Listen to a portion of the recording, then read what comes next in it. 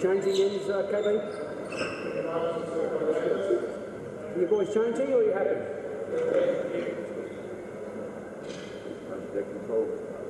Hello? How often they like to change?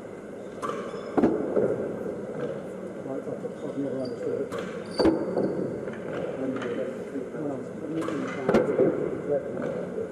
In the warm-up here and they say, I'd like to get this one. I didn't realise it was down. What's wrong with you people? You better watch yourself. I've already mentioned the silver there and what's all over the place. Do you have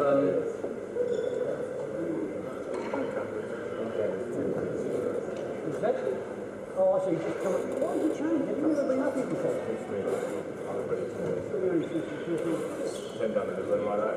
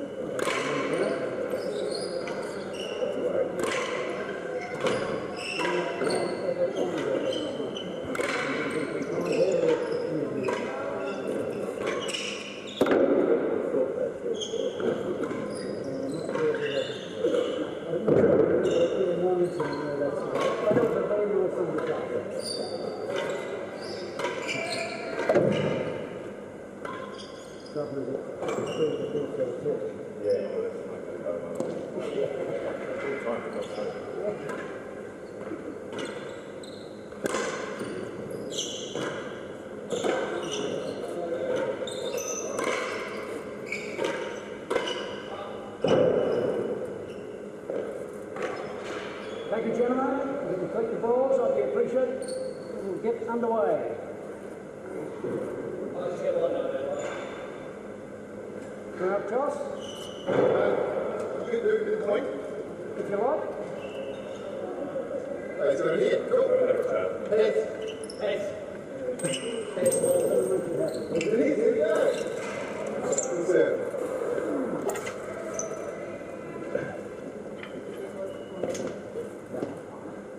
Will you be serving, Kevin? Sorry? Will you be serving? We are serving. It's going to start.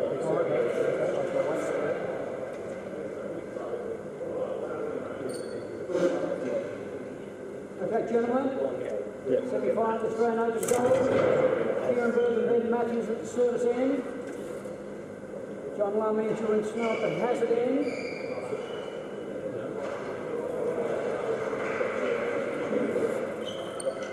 Kieran to serve, John Lumley to receive. Best of 5-6 game sets.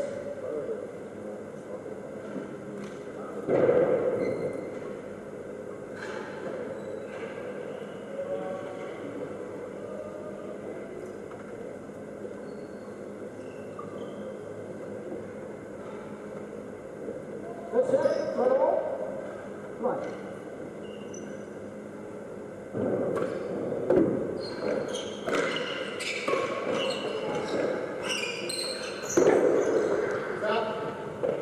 Good afternoon, ladies and gentlemen, and welcome to the Royal Melbourne Tennis Club for the second semi-final of the Australian Open. I'm joined here this afternoon by Nick Jones. How are you, Nick? Well, this is the very first point of the match being played between Julian Snow, who's partnered with John Lumley, and they are playing the formidable pairing of Ben Matthews and Kieran Booth. There we have, the first point has ended in a chase. Nick, you've been watching this game for many years. Correct me if I'm wrong when I say we've got Julian Snow down the other end, is a former world doubles champion. Yep, he won the first event in 2001 with Tim Chisholm. That's right, and he's playing with John Lumley, who is in the midst of his very best Open event, having beaten Kieran Booth earlier in the event in the singles. He has since lost in the semi-finals, but he will be leaving this tournament with a personal best. And that'll be his first decent world championship. This tournament. Yeah, that's very good news for John. He played exceptionally well the other day. And at this end, serving, we have Kieran Booth, the world number 8. He is partnered with the world number 6 in Ben Matthews, who will be tomorrow night playing in his second Australian Open final. So a great tournament also for Ben Matthews already. First change of ends. You've noticed that John Lumley is crossing with Julian Snow when he's receiving serve to take the grill, leaving Julian his favoured forehand. Yes, it'll be interesting to see how the strategies of the two pairings unfold during the match. Should just identify as well, the marker for today's match is Graham Highland.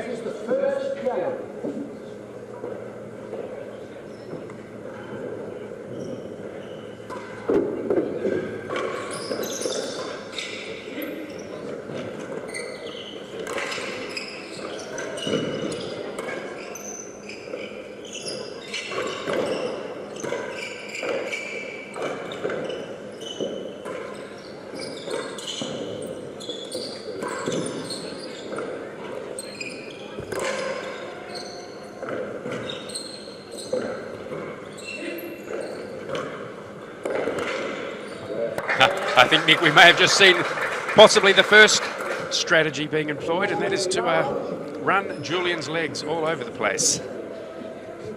He's very good at playing that game, but I'm not sure he's going to be happy doing it for 3 hours. That one's out of court.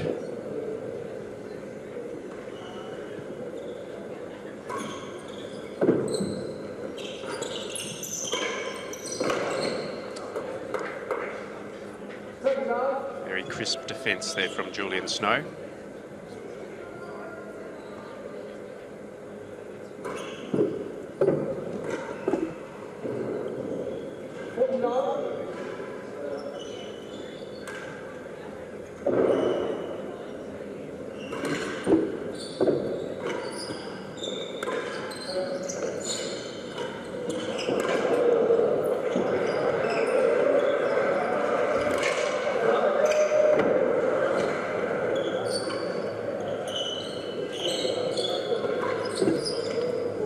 John Lumley already seeing remarkably little of the ball.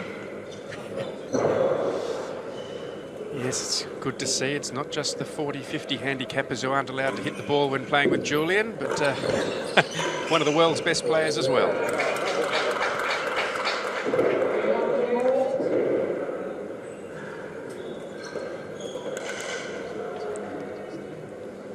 Very warm here today.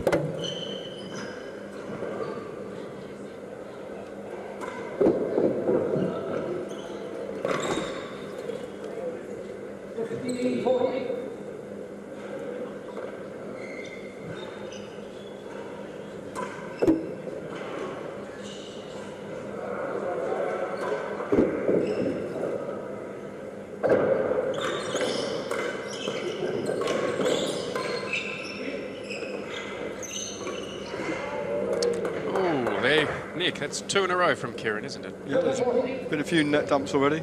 Nervous start from a few. Still, when you're 40 love up, that's the time to do it.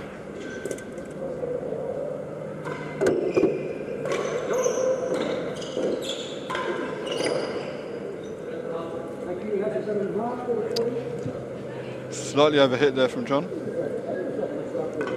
Just a few inches in it, but that brings the change of ends, and now Booth and Matthews are coming to the service end.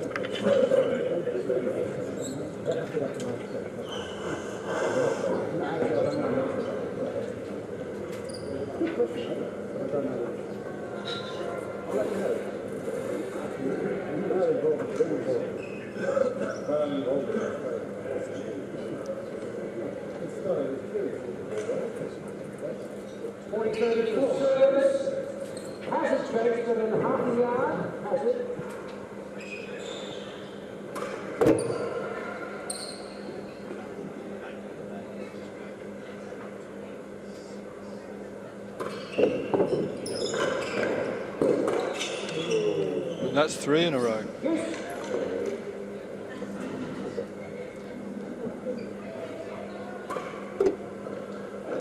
I think it'd be fair to say that Kieran's feeling his way into this match.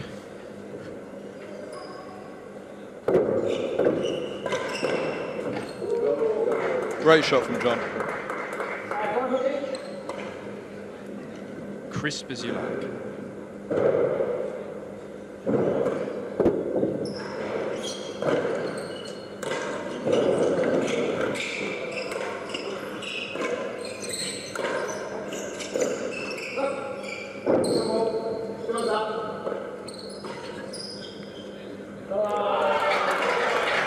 Very, very sweet shot.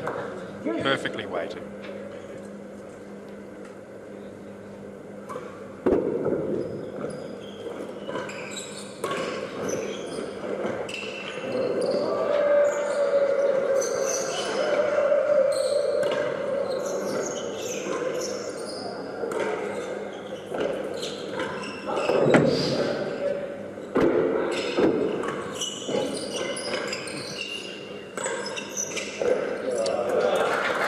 Hell of a get there just beforehand from John, but he couldn't do 2 in a row.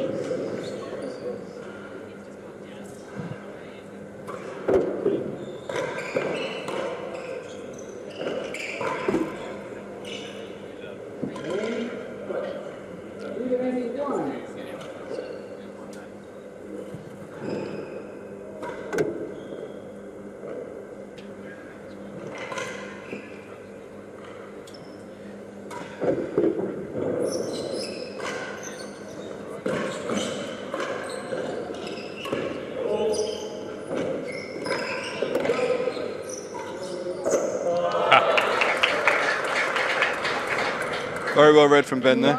Yes, he made it look very easy.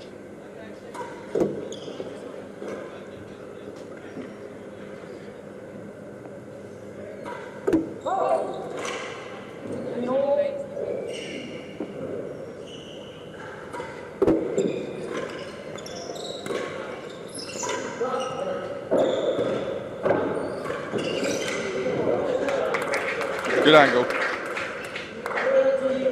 And that should put a little boost to Kieran's confidence. That was very crisp put away.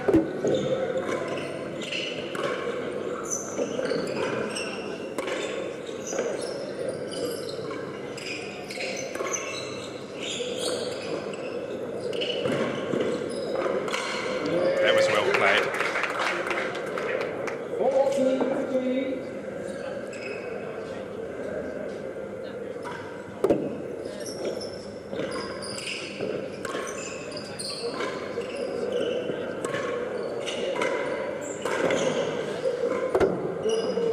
Oh! 3 games to 1. 3-1.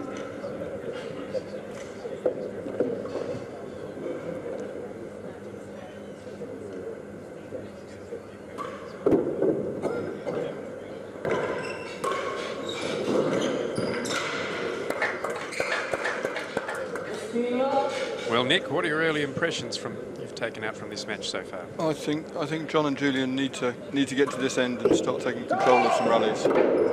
They're being led to poor positions at the moment. Kieran's starting to find his range and pace. Not necessarily fast pace, but accurate pace.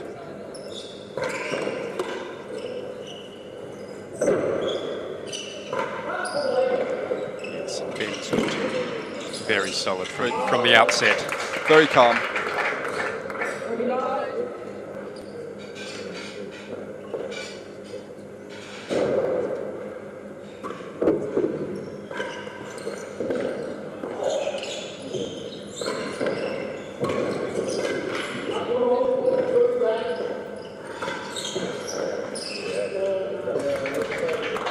Nice control.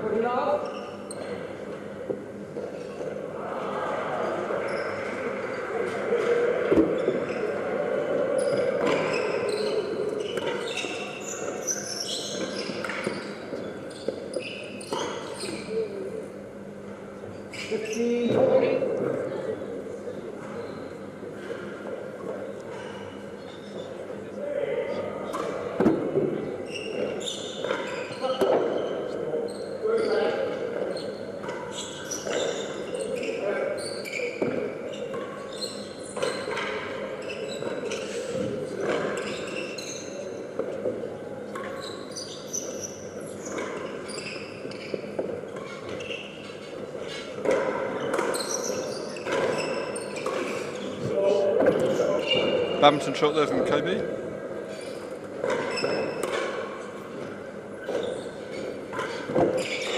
Oh, hell of a rally there. Early contender for rally of the match.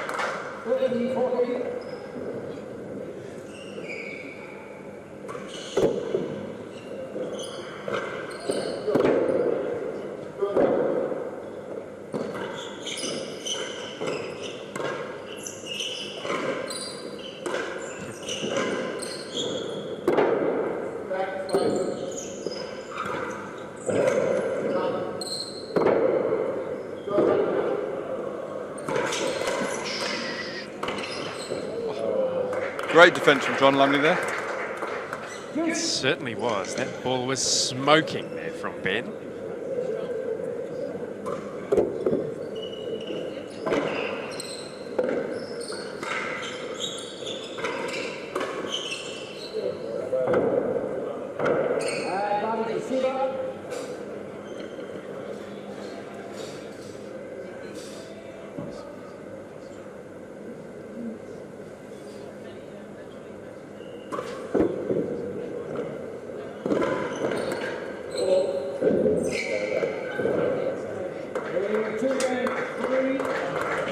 Important game for the receiving end there. Very much so. As you go against the grain of play, wasn't it? But just what they needed.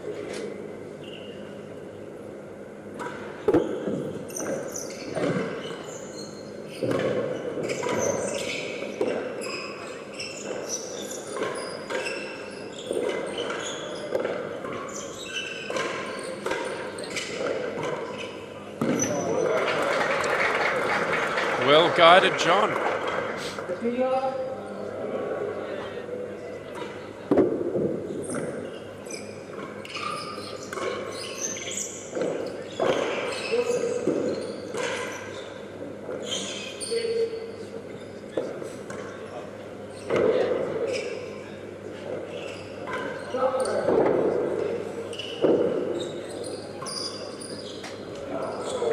nice there from Kieran Booth. Less is more. Yep. He's played a couple of loose shots, but that was an excellent one.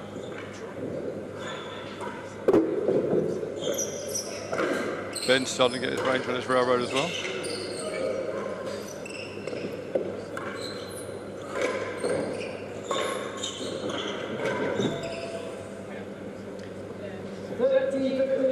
Yeah, I've got to say, I think Ben has looked very solid from the outset here. Clearly the dominant player on the court at the moment.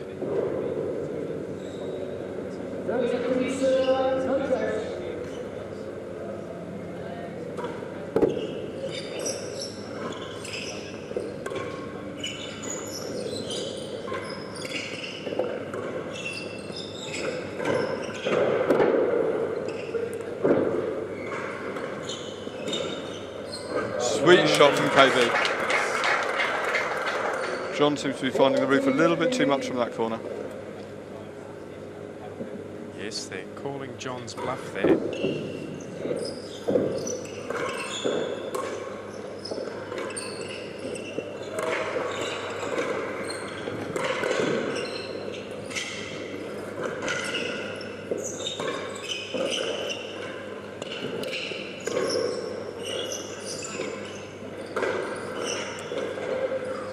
Great switch from Ben there. And that ball wasn't his. Yes, the only other person I've really seen take a volley from that position on the court is Brett Richardson.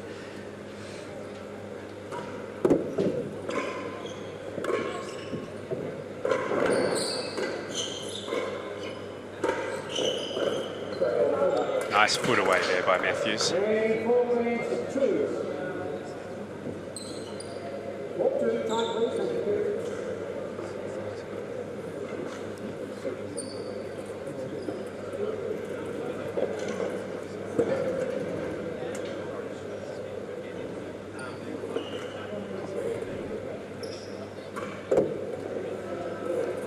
Kieran still not found his form on his serve yet.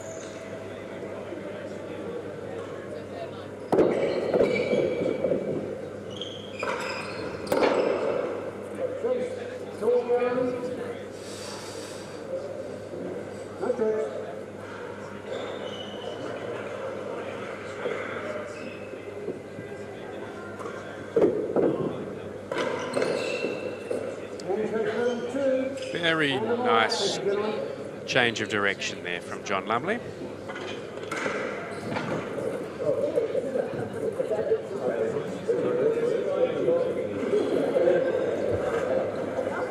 don't know what the temperature is today, Owen. Someone's kindly put a fan on behind us, but I should imagine on court it's probably rising quite rapidly. Yeah, it's about to heat up in Melbourne. Today is the first day of the latest heat wave. I think it's meant to be around 35 degrees, but it's nothing like that inside in the club at the moment. We've got air conditioning, we've got fans, and these are professional athletes after all.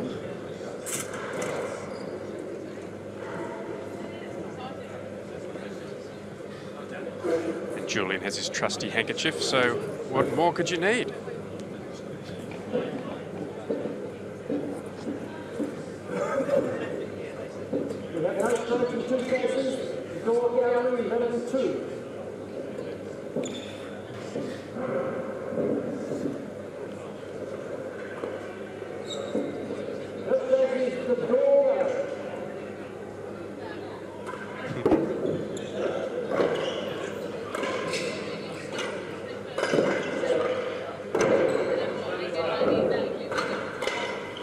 Two wonderful saves there from John Lumley.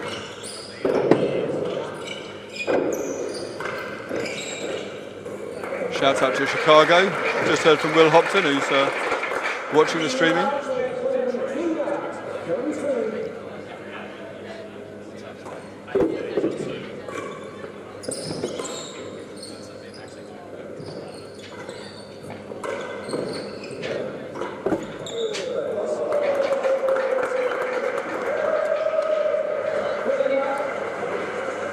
John Lumley's been getting a lot of long-distance support from America this week.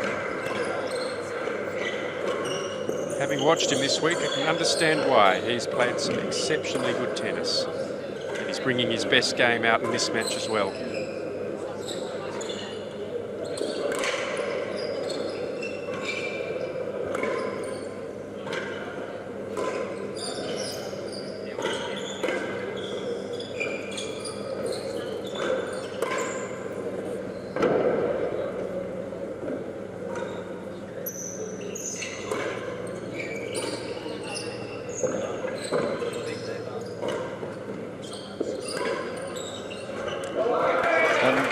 Ben deserved that. Yes, he looked like he was toying with them just a little bit, didn't he?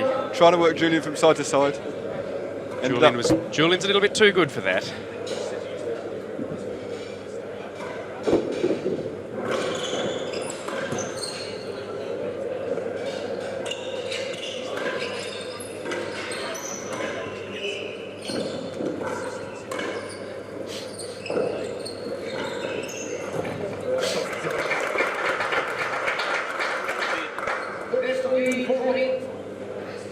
Ben just looks like he has a little bit more time than everybody else on court.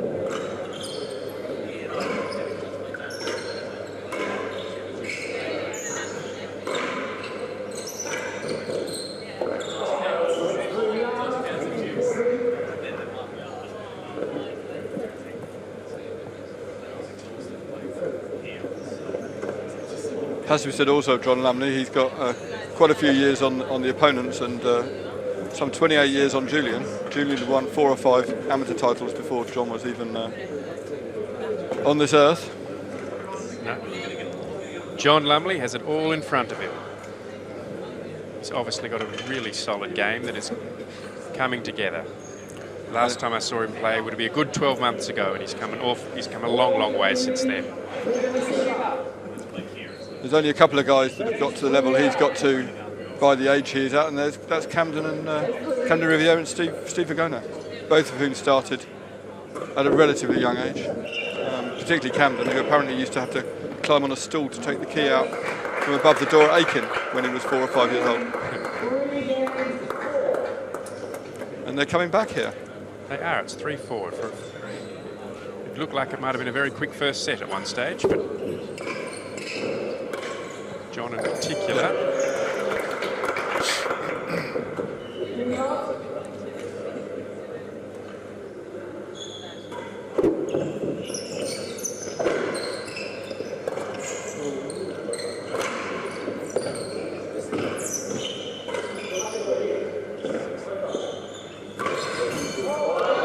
That works.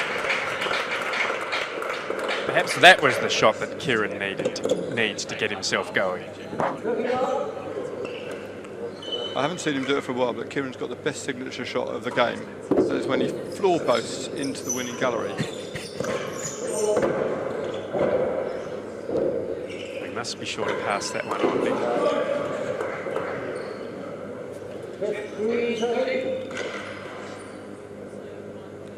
It takes a particular mindset to realise it's even possible. Great take off the roof there. Bad serve and a very good return.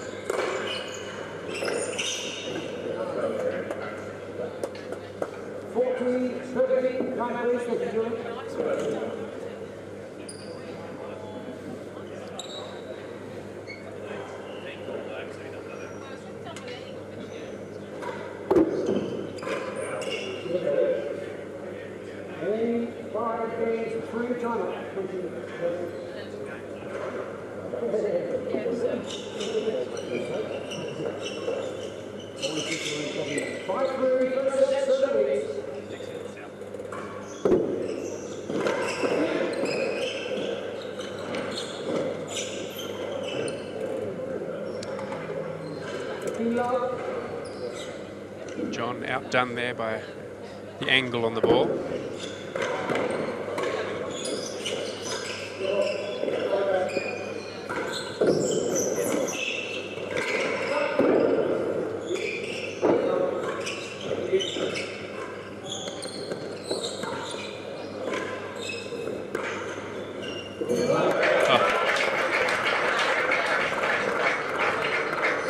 And Snow nods with approval, acknowledging the good shot there from Matthews, straight into the winning gallery.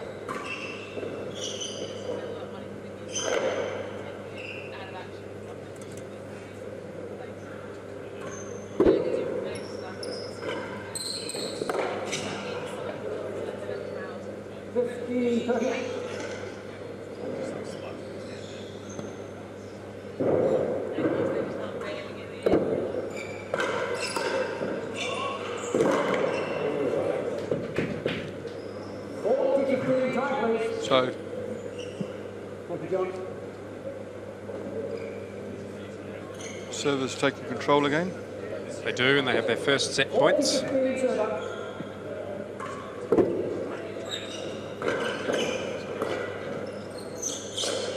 Oh, And they take it with the good old-fashioned nick bounce. 6 games to 3 to Booth and Matthews. John, receive, thank you, gentlemen. Second set. Lower.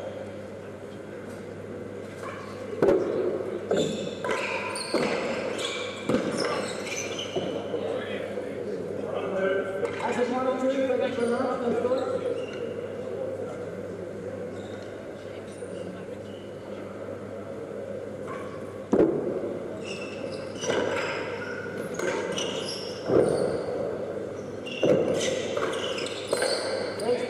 great shot from John there.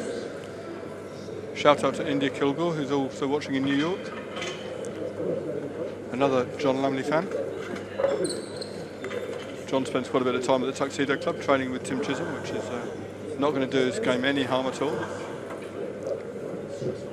Clearly a decision there with the Snow Lumley pairing that any free ball off the penthouse will be taken by Lumley.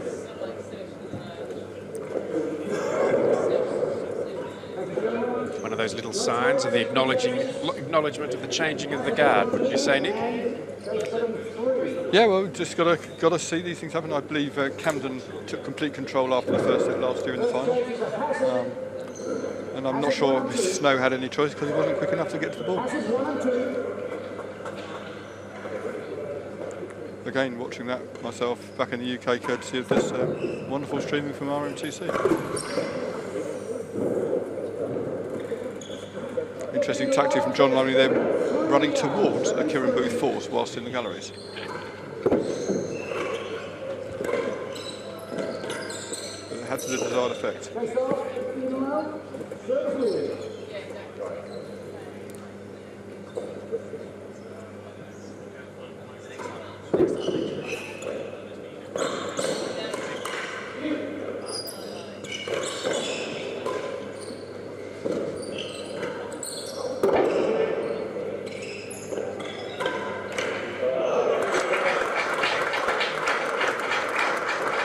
Authority there from John Lumley.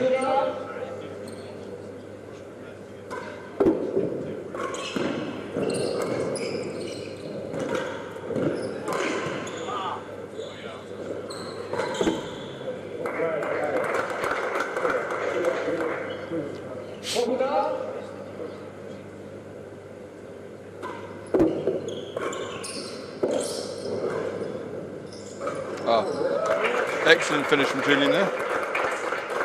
Ben Matthews can hardly believe it. First game, second set.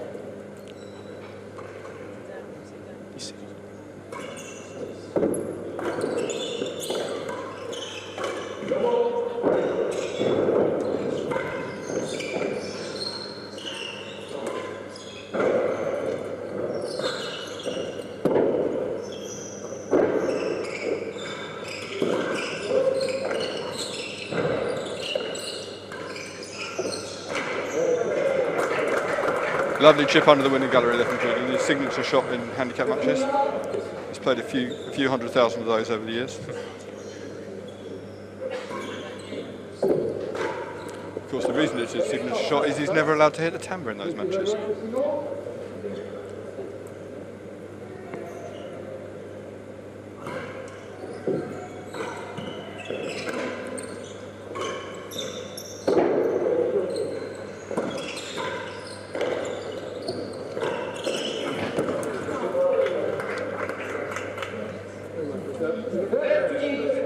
Very crisp there from Matthews. Lent onto the back foot, main wall, dead on.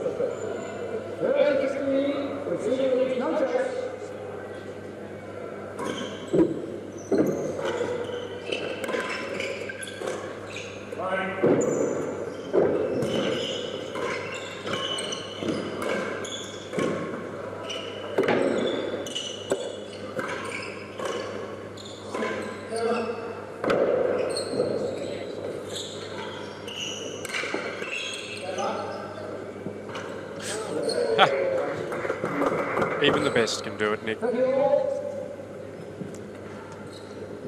Julian's still seeing most of the ball here, but coping with it.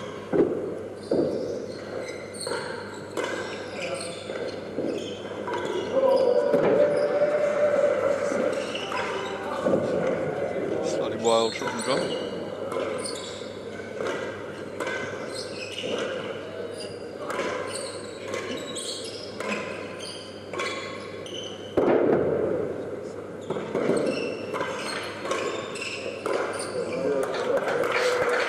A lot of solid defence there from both ends.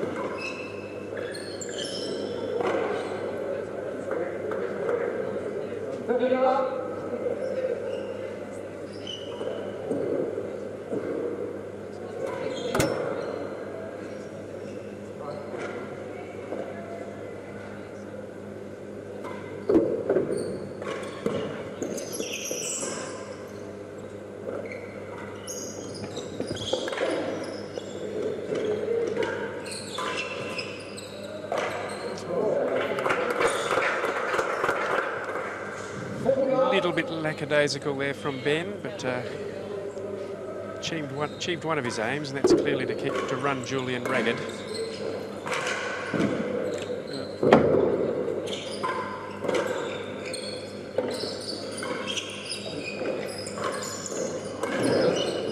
Hasn't hit one yet, but he's getting closer. I'm sorry. Good tactics from Ben there. They need to get this end.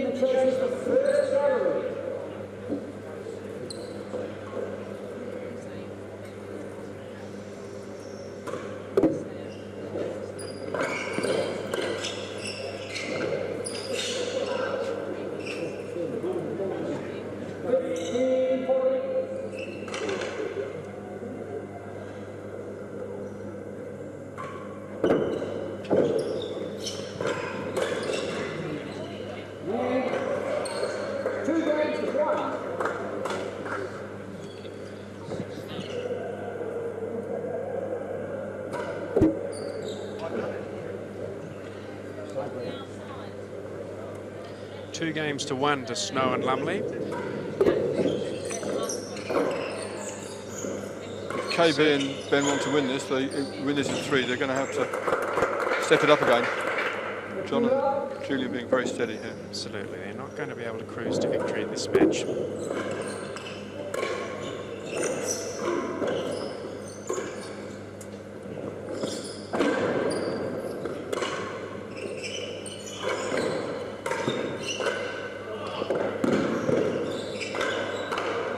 That double-handed force of John's is very similar to a few of the younger players, and it's so accurate. Brinsize was the first one that did it that successfully, but a few of them have carried on. It's got real pace on it as well, Nick. Yeah.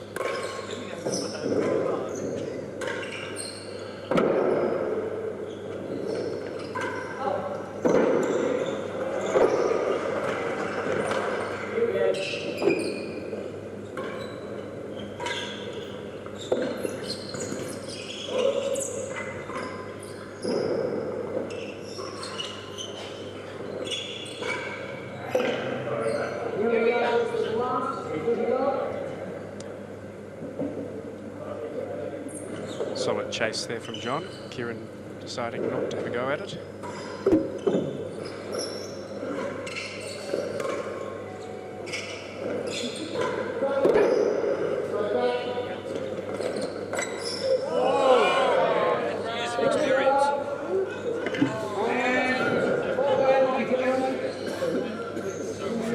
A little bit of laughter around the club at the moment. Ben has managed to do a floor boast, standing less than a foot from the net. With the ball above the level of the net. Takes some doing. And the players think it's pretty funny as well. Suspect he might have been trying to bounce that into the grill or similar, but even Kieran's laughing.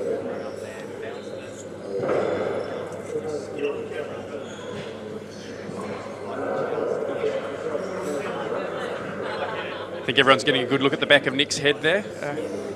It's my best side, so I've been told. It's a little unfair on us both, Nick, having this camera here just to the right. They don't even provide makeup artists. Not sure it would make any difference with me anyway.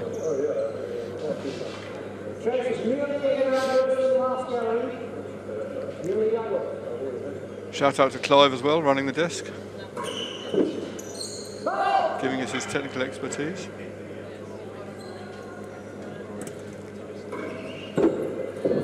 Offering advice on real tennis tactics. Exactly. I think we might have to do what they do in Channel 9 in the cricket. We might have to turn the camera on the technical engineer for that once in a season moment.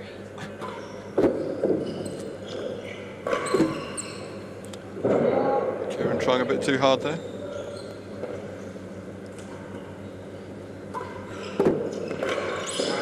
That's the one. We have Clive Smith here, everybody. He's the man behind the scenes, putting together this wonderful coverage.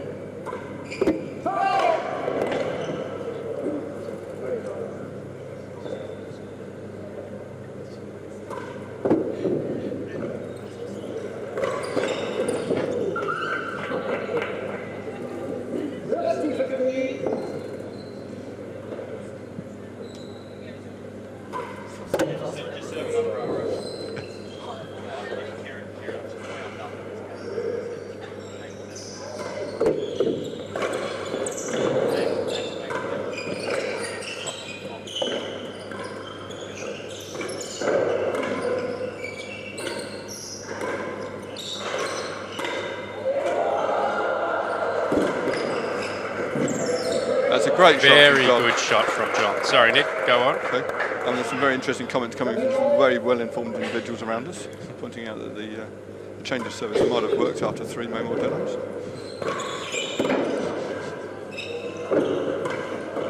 Two of the comments coming from participants in the next match.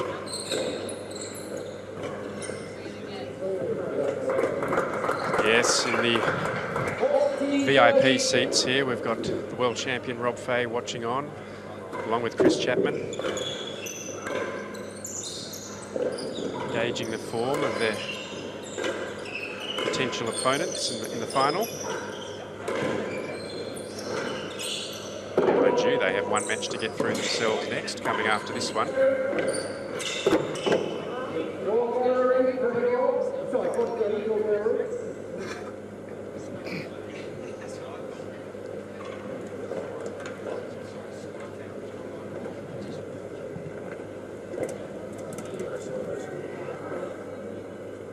Top of the net side there, Chris.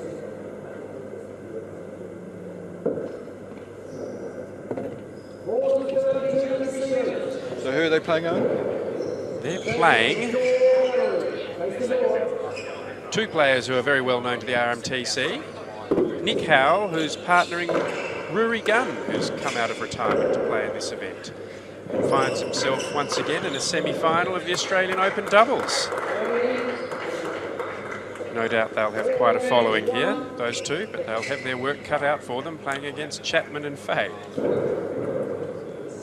That was a very good comeback from John and Julian there.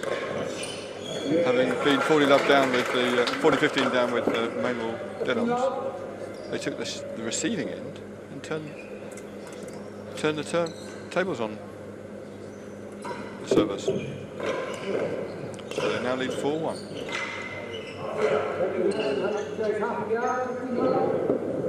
It's a minor error there from Ben. Gave up a hazard chase.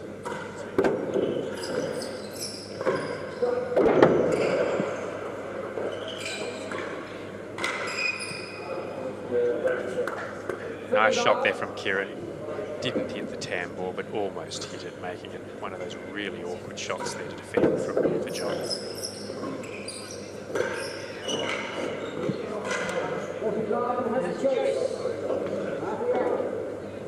So KB and Matthews need this game. 4-1 down. They do. You sense if they don't get this one, they won't deliberately lose the set, but It'll be all but gone. And Julian still surprisingly sprightly. 3/4 of an hour into this encounter.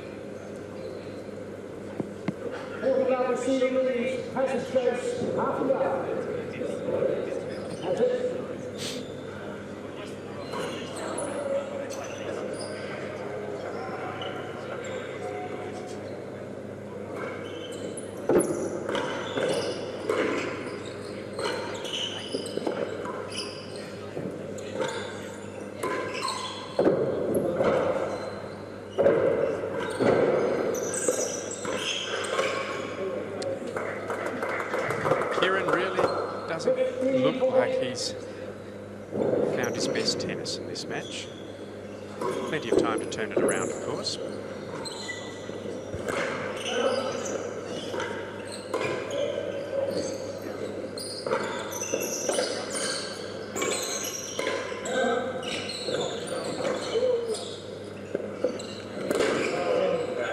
Julian unlucky with the bounce there. Playing well up to that point.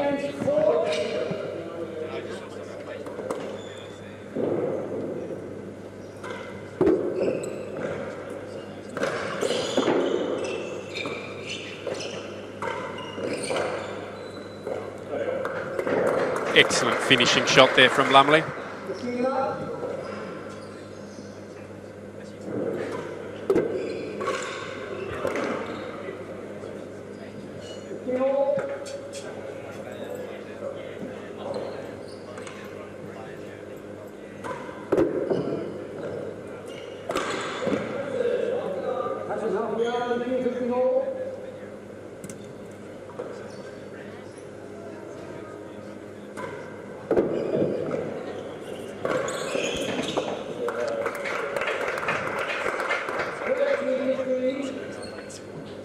Feel-good shot there from Booth.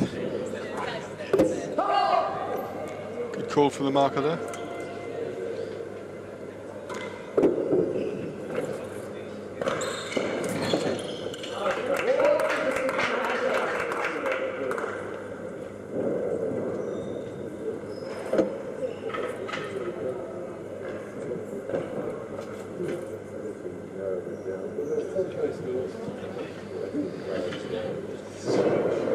Things are looking up here, Nick, in the commentary booth.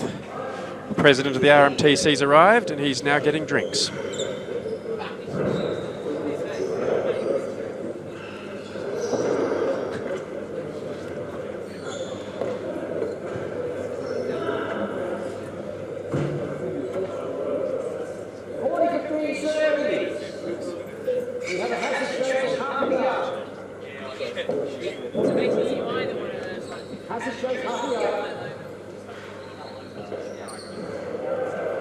One thing that's been quite interesting over the last year in doubles in major competitions is a lot of new pairings for various reasons, which has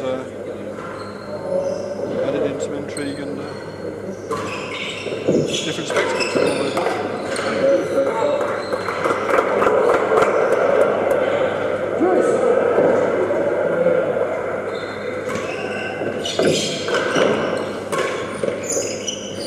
Absolutely, Nick.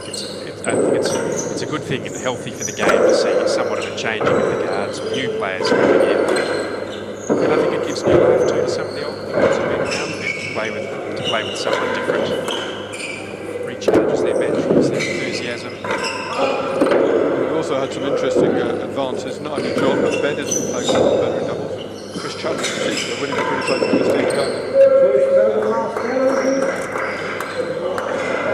Those two have really stepped up in their doubles game. But Chris, of course, in his singles game, is a year or so behind Ben in his advancement to +5s and 6s.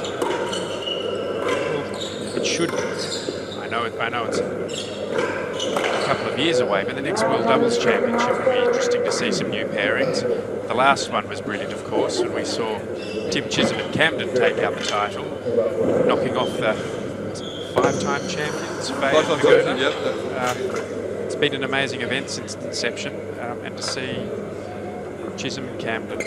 I didn't actually have the pleasure of seeing the final. I saw the semi-finals though, and I had never really comprehended until that moment how good at doubles Camden is. I've obviously seen him in singles, and I knew Tim Chisholm was a phenomenal doubles player, but Camden's every bit their equal. It was quite interesting in the speech afterwards. Rob was very generous, particularly to Tim, who probably controlled the final. The win was quite emphatic. It was at Tim's home club, which probably didn't hurt, and the fact that Cam goes there and practices, but they won it very, very comfortably. Not saying it wasn't good tennis though. I was lucky enough to be there. Well, we know both Steve Vigone and Rob Fay have, well, not just call them formidable doubles players would be an understatement. They're clearly the best the game has seen, both individually and as a pairing. Tim Chisholm's been brilliant. What I saw of Camden in the semi was amazing. I did not realise just how good his hands are. Not necessarily known as a volleying player, but when he went to the net with Tim sweeping behind, they lost nothing at all. It's interesting to see the way John plays sometimes. John does practice with Cam quite a lot. So one thing Cam does, he doesn't follow convention. He will go 3/4 of the way across the court, and he will be waiting there for an inevitable power shot down the line, and he'll cut it off and put it into a target from the hazard end or the receiving end. Something the only person that's been seen to do that in the past was Steve Vigone. I'd have to add in the element of Brett Richardson from Australia. He for some of us here at least, anyway, he's the person we saw doing things that hadn't been seen even amongst professionals for many years. But I think a few of them are starting to pop in, realising it can be done. I would actually agree with that. Brett is basically a movable brick wall.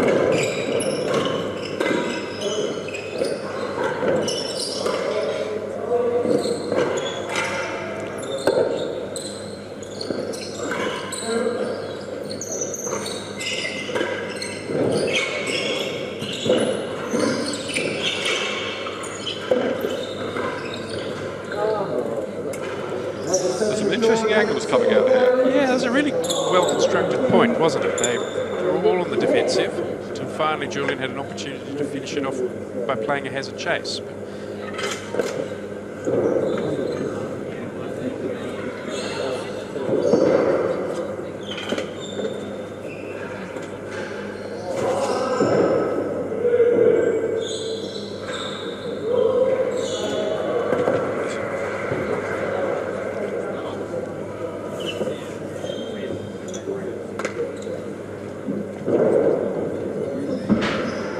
The crowd's steadily building here throughout the day. The double semi-finals at the Royal Melbourne Tennis Club.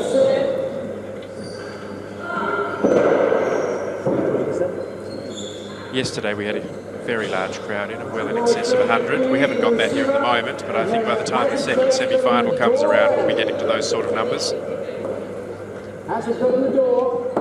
For those of you watching, you should know we're also playing the Boomerang Cup, which started yesterday. So it's a real privilege for everyone who's playing at the Boomerang to be able to watch the Australian Open at the same time.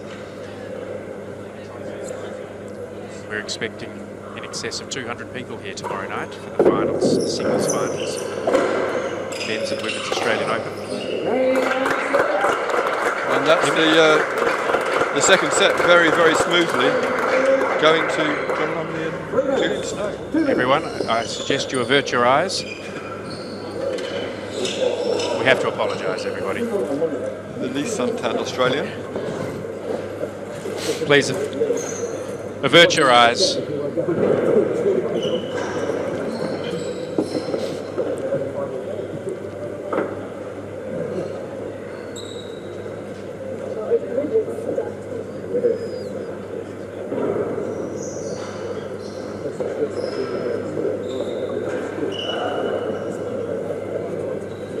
It's now 1 set all. Magnificent turnaround there from Lumley and Snow. Nick, what do you think with the... Do you think they've made any significant changes in that set to turn it around? I believe what they've done is just become more steady. And a combination of being more steady and Kieran not hitting full form as of yet. He's now changing the serve he's doing. He's gone for his railroad, which wasn't working. He's doing a very twisty underarm twist.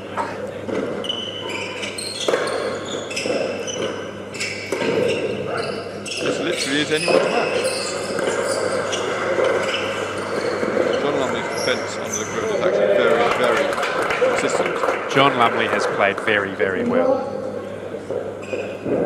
as has Ben Matthews, and I think it'd be fair to say Julian's doing all expected of him. Which would probably...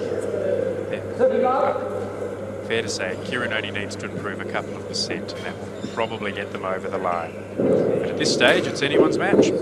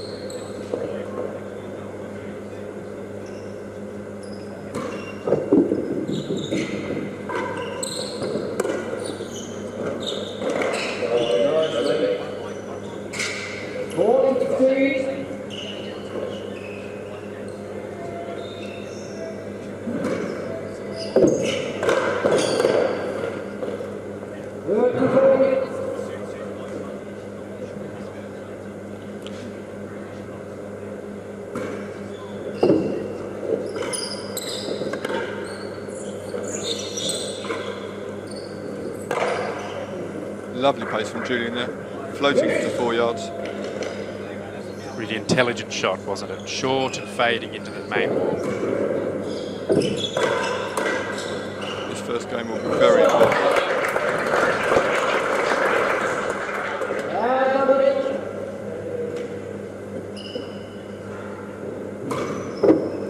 Wonderful defensive volley into the grill there from Ben.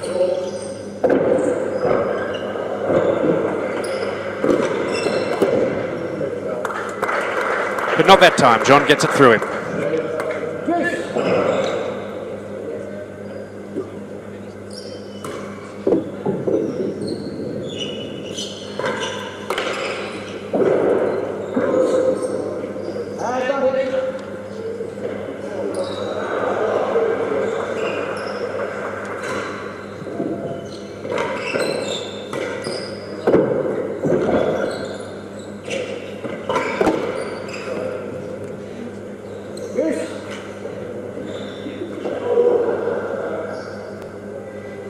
Both pairs have had chances of this first important game.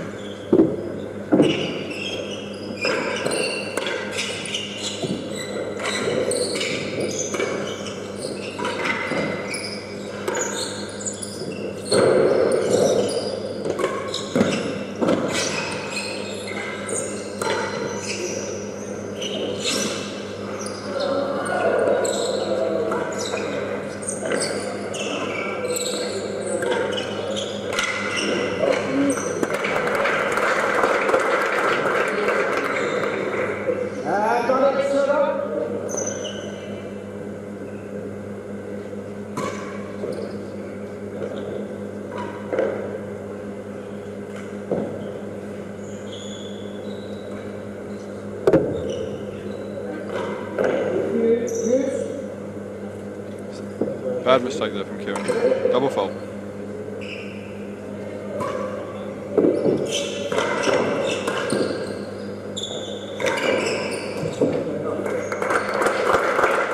John's taking a liking to Kieran's inside-out serve.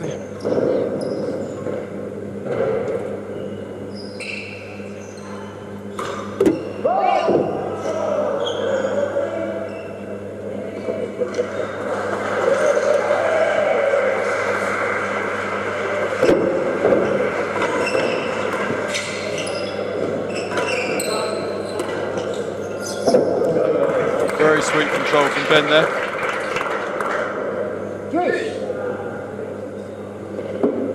Yes, you can't hit a half-pace shot at Ben, can you? Too much control. That was the complete opposite to the previous one, but just as deliberate. 2 in a row, what do you think, Nick? Can you do it 3 times? I doubt whether he's going to be given the opportunity. Maybe I'm wrong. Au contraire. Oh! He gave it a go. Now it's Kieran's turn.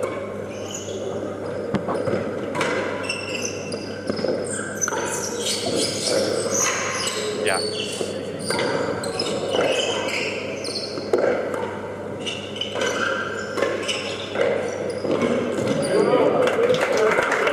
He had 2 shots at it, didn't he, Nick? Can't give it too many chances.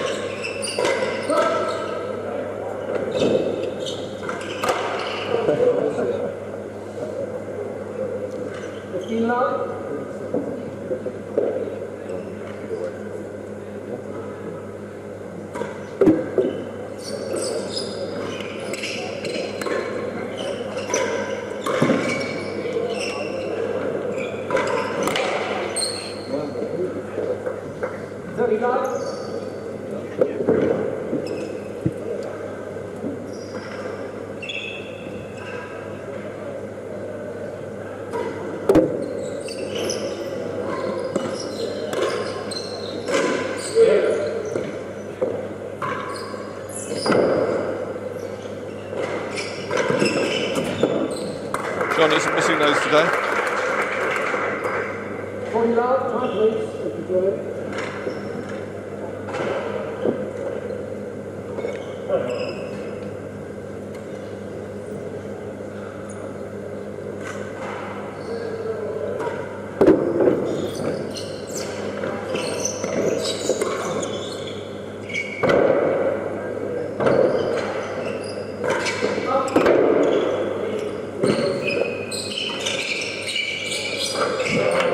Very sweet from Ben there.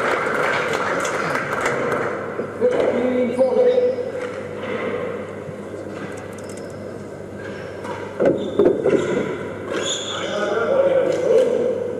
Right, sir. 30, 40.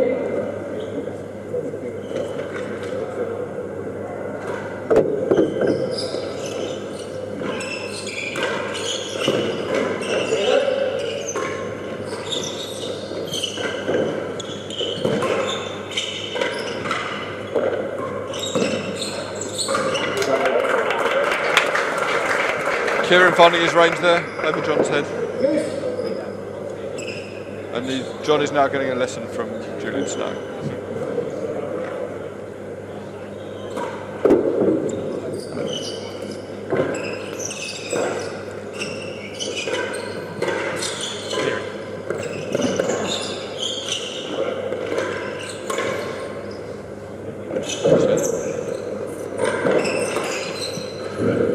Got lucky on the first one, not so lucky on the second. Advantage to Cedar. Good hitting from John Lumley.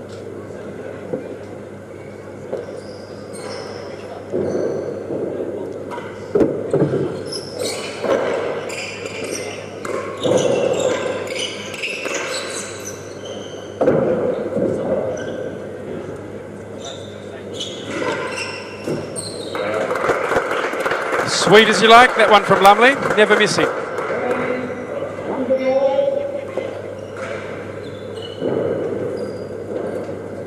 Quick glance at the top pocket of the dinner, and in it went. We could be here for some time longer.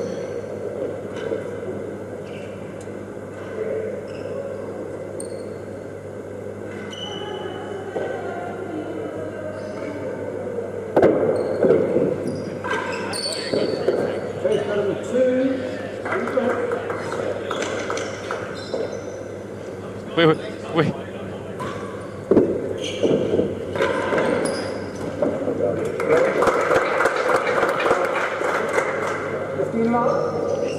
We were about to send out a search party, but the drinks have finally arrived.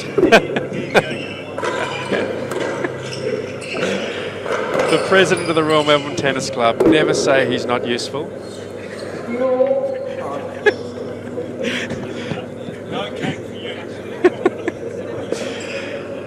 There's nothing but mirth in the commentary box here.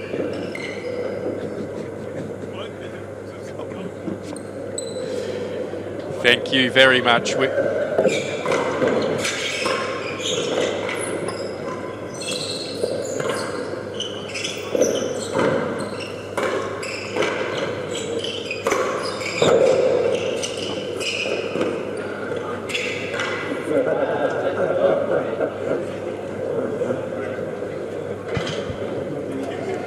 Kieran readying himself there to hit the deck.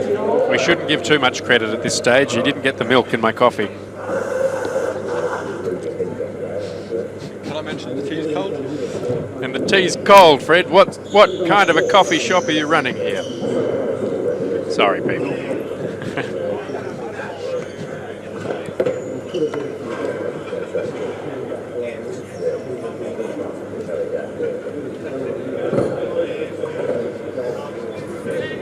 The door.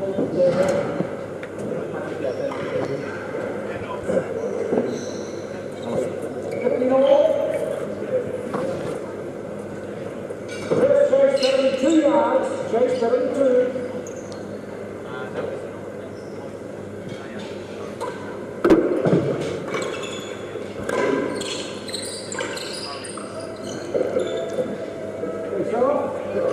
So after an hour's play, we have exactly equal score, 1 set all, 15 points all, and with that chase off it stays at 15 points all and 1 game all.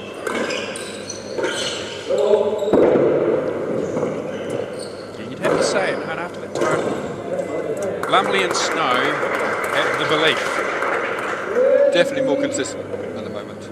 They're playing consistently.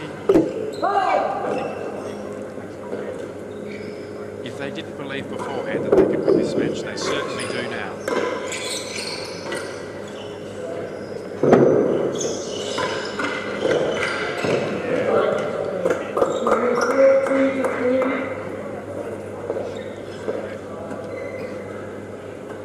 John is making every shot a winner.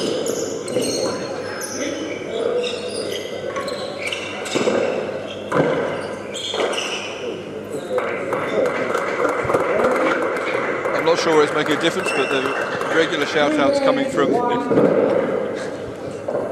the Philadelphia Chicago crew. Redemption is Fred's. He's delivered the milk. He's delivered hot water for the tea. There is a very happy commentary box.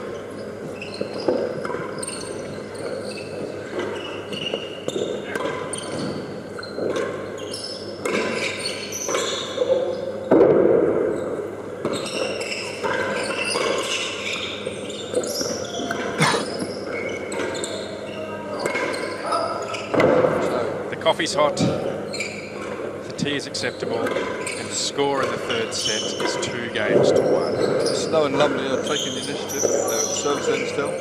And Julian's just missed the winning gallery again. And as happens when a slight miss-hit occurs, the pain is written all over Julian's face.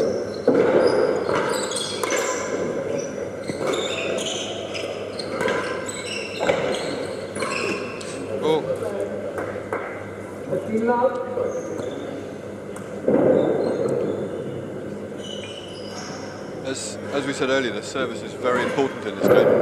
Kieran may have been better off leaving that for the hazard, even though it's not the done thing at this level. They really do need to be serving.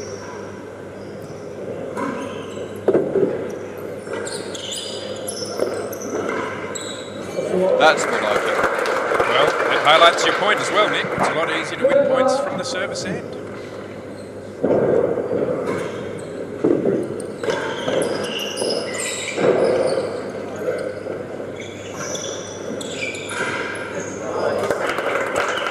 Uncharacteristic. leave their first stone. He usually reads those balls as well as anybody.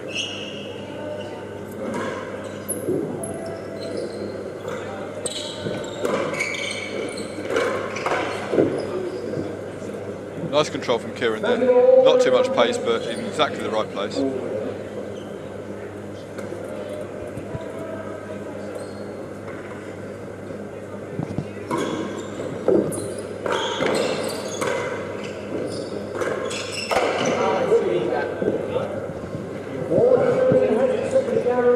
A wild swing at the net there from John Lumley.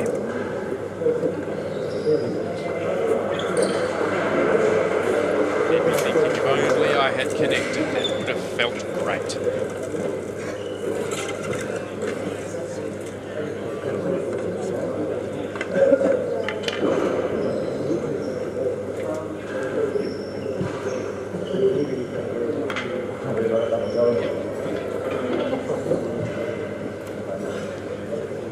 What's he got now? Close green.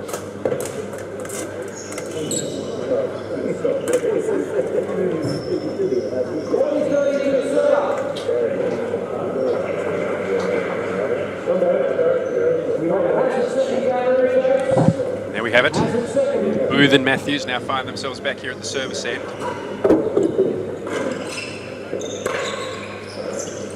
Playing it as a chase.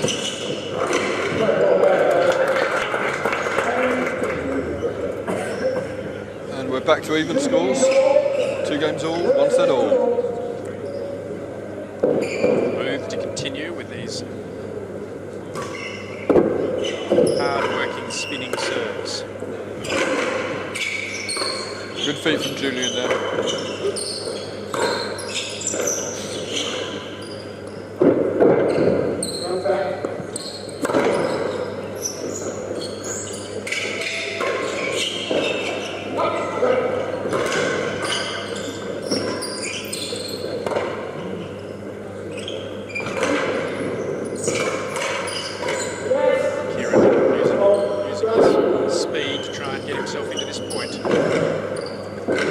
Very poor error from Julian there. That rally had more intensity than anything we've seen in the last 20 minutes. Yeah, Kieran pushed himself very hard in the middle of that point there to get involved. Played a couple of really good shots at the net. A little bit of trickery from Ben there behind his back. Not sure what that was about. Poor positioning, I suspect.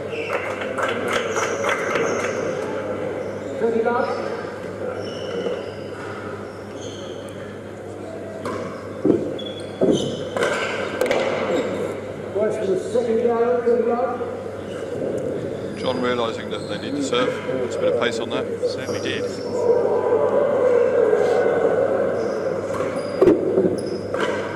And that's another one in the net.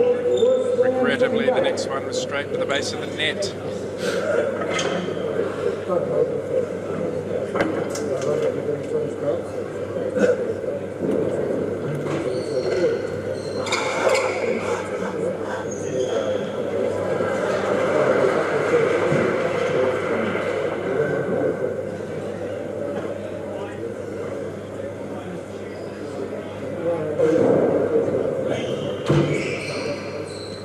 Interesting colours on court. Julian's handkerchief is pink. John Lumley is sporting a yellow racket.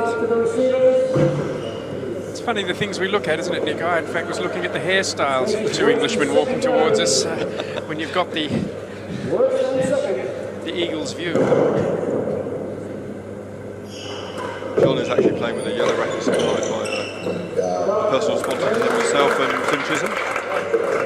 Ben is supporting the Leamington colours. And Julian has a traditional standard racket, doesn't bother with the extra tech.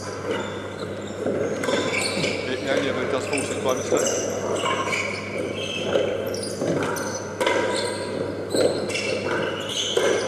Reminds me of a mammoth match about 7 or 8 years ago between Julian Snow and Nick Wood against Rich Smith and Steve Pagano. And it ended after 3.5 hours, 6-4 to Julian and Nick, with Julian playing the main force.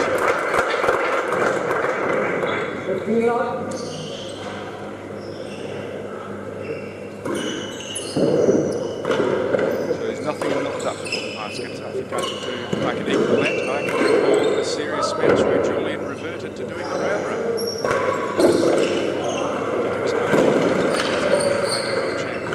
Challenge against Rob. Day 2 and 3, Julian started railroading. Don't think he's done it since. Yeah, several people have tried several different things to try and beat Rob over the years. Steve Agona in 2012 in London was trying an interesting variation of the Caterpillar. He did. It was over from the main wall, didn't he? He was doing it. Which was working extremely well. But overnight, between day 2 and day 3, Rob found an answer to it. I said to Rob after the match, I thought after 2 or 3 games he was probably going to be alright. He said he was aware after 2 or 3 points. And what was Rob's secret to countering this? He basically did a reverse turn. Where the lefties always turn, he turned and backhand boasted it against the tambour.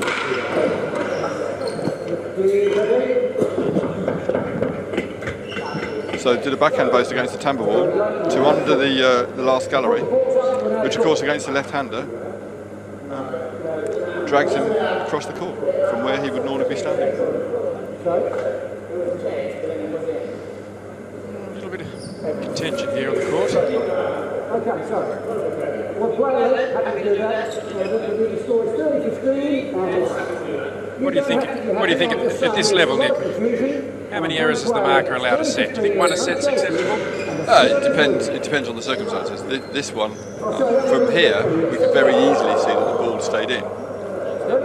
But if the marker's unsure, he's in control, and he's better off playing a let than not. Ever the diplomat, Nick. Basic reason for that is if he's in control, the players, both sides, have vested interests.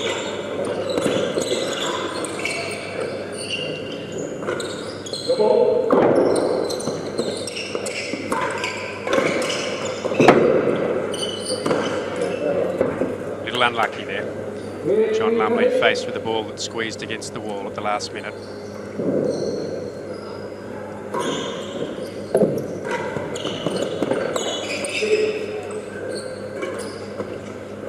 With this game, with so many different surfaces and central bounces, there's always a new scenario for the markers to have to judge.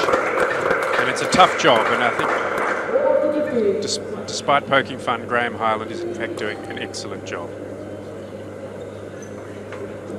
We had an interesting scenario in a boomerang match yesterday where the ball came across the net and hit the corner by the marker's box.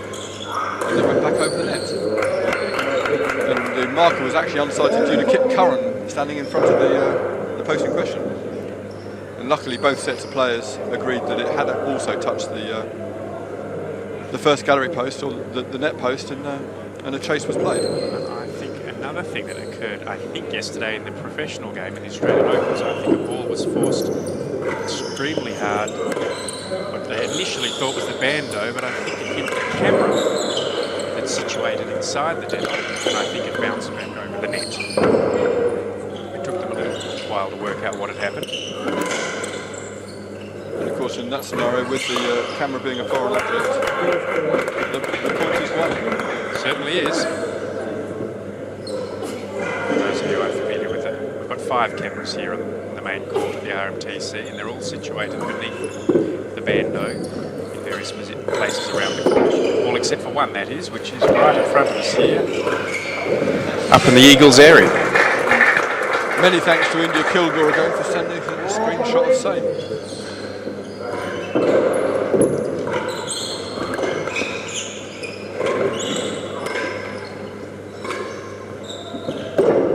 Everyone's starting to play a lot more sensibly and steadily.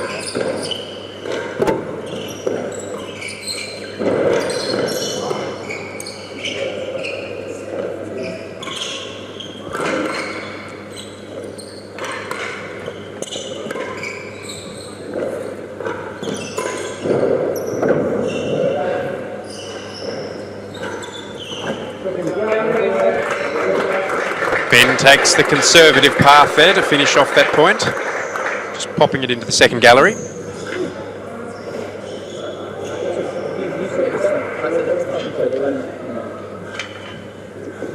I don't know if you heard that, Nick, but we've just been given fair warning. I did that.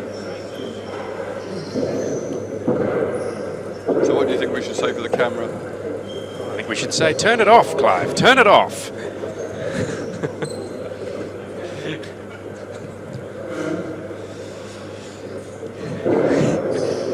Keep the cameras on the stars of the show, Clive.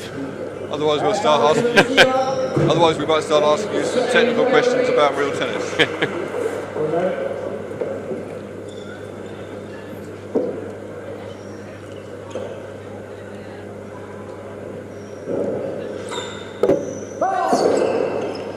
One good thing about the finals, particularly the men's finals, but both finals being played at the times they are tomorrow, there'll be a lot more people in the UK in a position to be able to watch the streaming.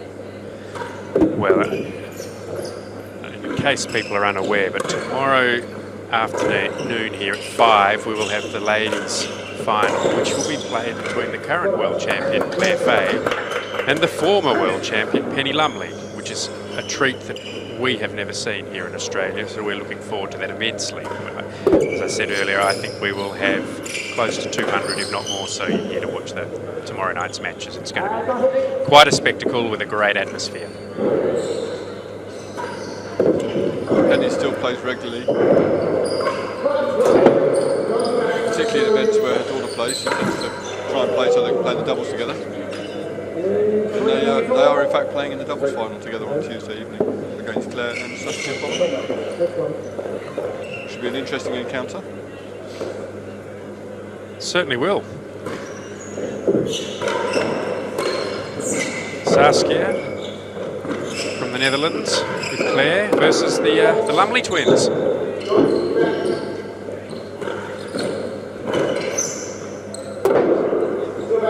Lumleys this week have had a very good week of tennis, both the ladies and the men's.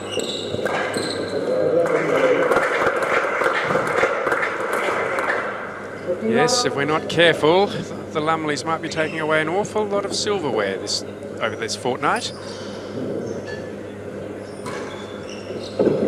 Australian Open singles, Australian Open doubles, the boomerang. I think they have them all in their sights. John just starting to open up again. Been probably the most successful with the forcing today.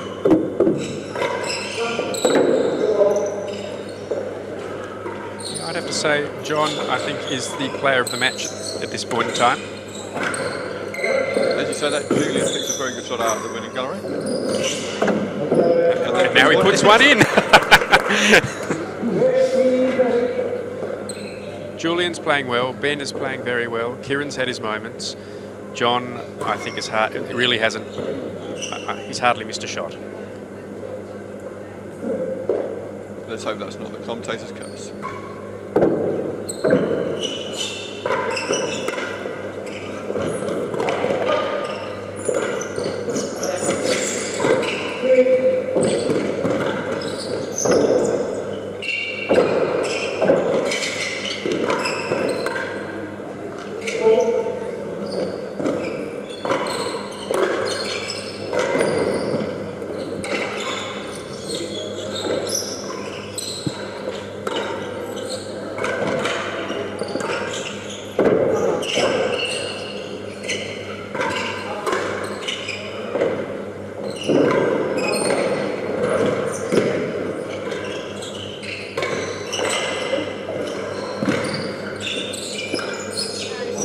That is an amazing rally. Sensational rally. The word omnipresent comes to mind for John there. All four players heavily involved.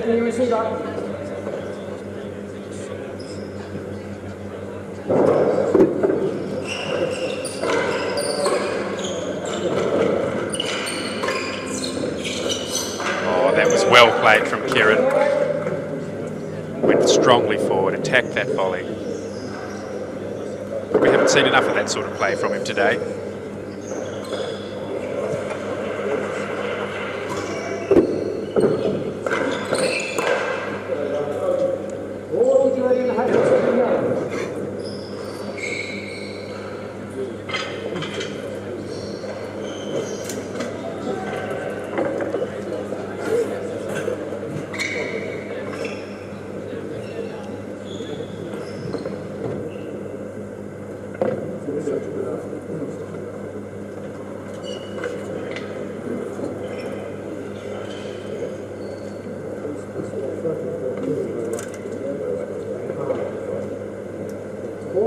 For the servers, we have a hazard chase at second gallery, hazard chase.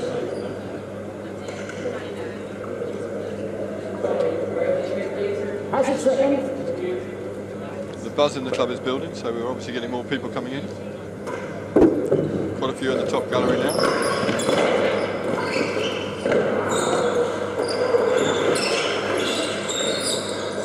Lovely speed and hands on display here. John a little frustrated, but he really couldn't have done any more in that rally. Kieran and Ben saving another game point, so hopefully they can keep it going.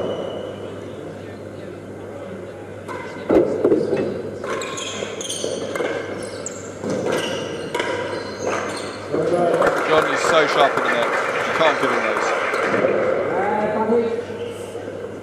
Great to see some new talent coming on. I know he's been around for a couple of years, but he has taken a big step up in his game.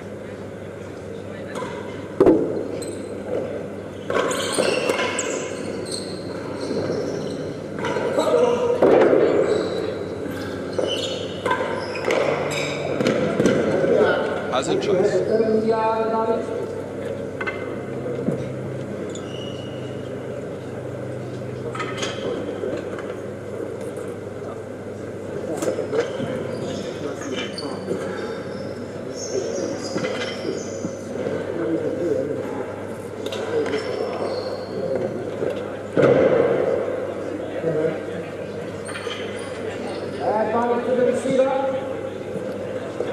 We have a hazard chase better than the yard. Hazard better than the yard. Hazard chase better than a yard we're about to play. Oh, slightly weak serve and a very poor volley.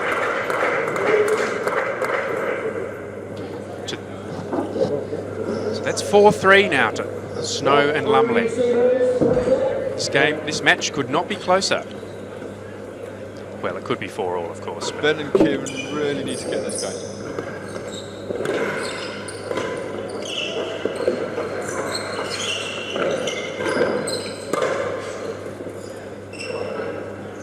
Good luck. Thank you.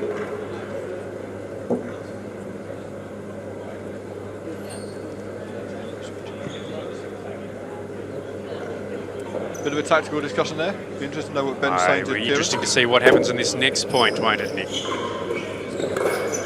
One suspects that Ben might have to go back and do a sweeping roll when they're at the service end.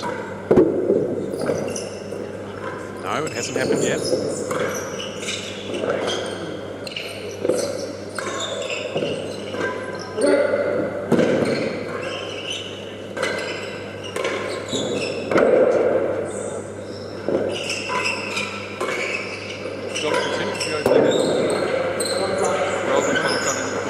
Interesting. Is he going for the dead on, Nick, or is he going for Kieran?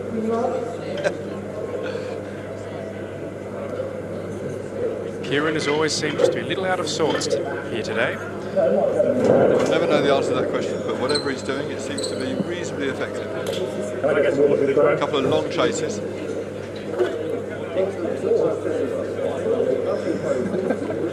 So John can keep his railroad tight. Kieran's going to have to be very careful what he does with these balls.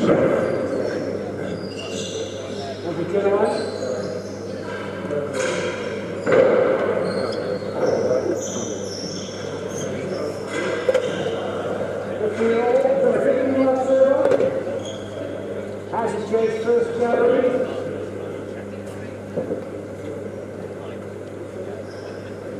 I've always wondered with Julian whether those knee supports are aesthetic or functional. Or have they slipped down?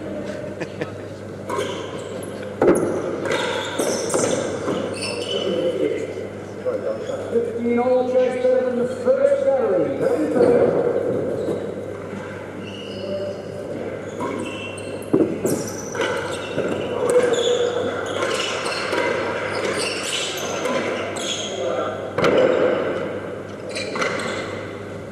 was unlucky bounce. 30-15. You don't see that every day. As I said earlier, there's always a new bounce to come in this game. Probably couldn't see that on the cameras. That was a return of serve that came all the way back to hit the, we call it the Bando edge. the bando ledge at the service end and bounced directly into the second gallery. Without touching anything at the bottom.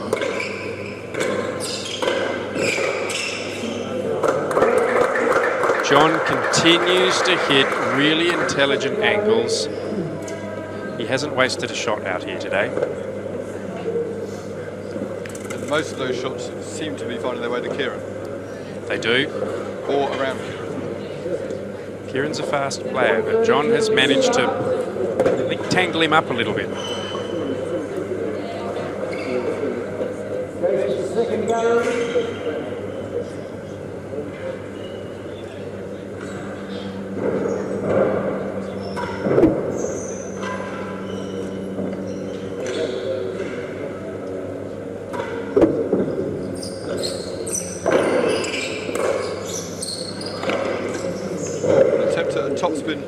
Stop spin drive from Julian there.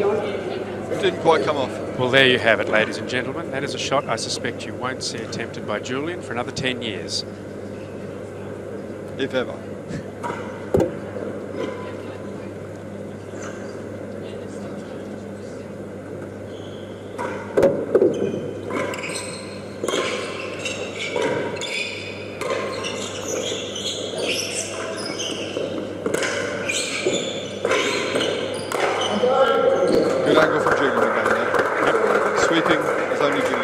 Pushed Kieran into a position he didn't want to be in.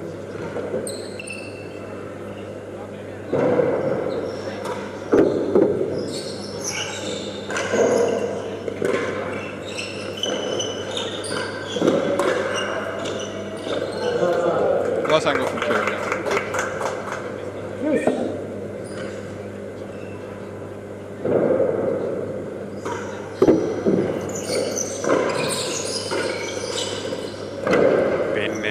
Attempting to dominate from the middle of the court.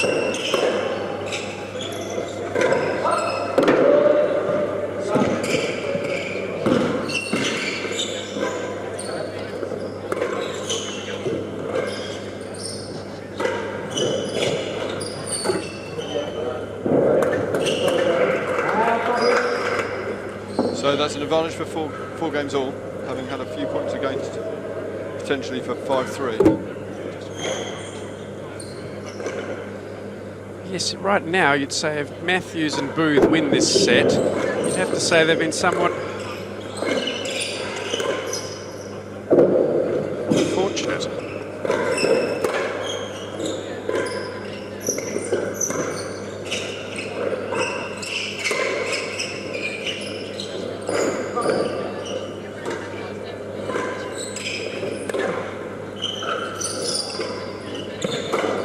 Oh, Ben shouldn't be coaching those shots. Even if he gets it over, he's going to be totally out of position. That one got away from him too.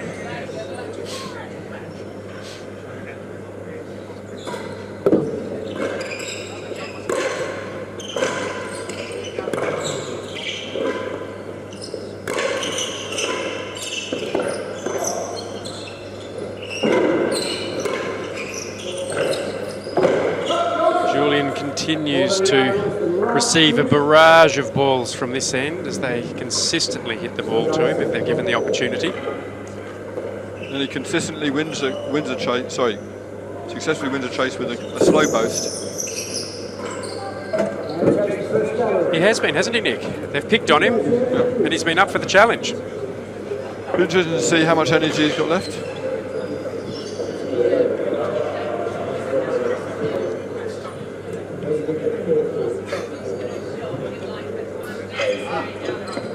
Hour and a half of play so far. For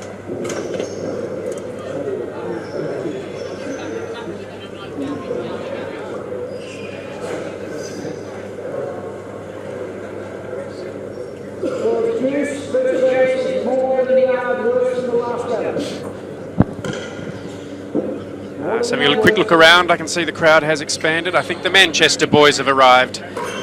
His Honour Judge Brendan Hegarty has just come into the building. Biggest supporter of tennis and rackets around the world. Certainly is, as is the whole Manchester crew, regulars here at the RMTC during boomerang time. Well, I understand it was something to do with Manchester that sort of brought the boomerang into existence. That's actually spot on, Nick. The very first boomerang was, in fact, it came out of what was a competition between RMTC and Manchester, which was in itself a spontaneous competition. And from there, the wise owls of the day said, hey, let's do this again and invite teams from other clubs. And as you know, the event's never looked back, expanded ever since. But Brendan is very much in evidence at Manchester. He retired a couple of years ago. He now runs the Gold Racket at Manchester, which is a big racket event. He also supports all the Rackets World Championships. Yes, Judge Hegarty has been playing in this event for as long as I can remember.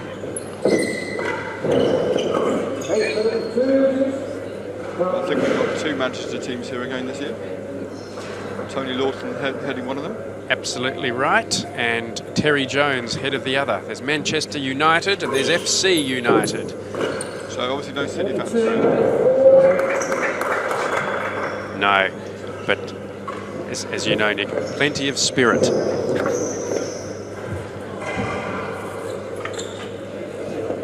We always love to hear the arrival of the Manchester team or teams. They bring a great attitude. If they do any winning, they regard it as a bonus.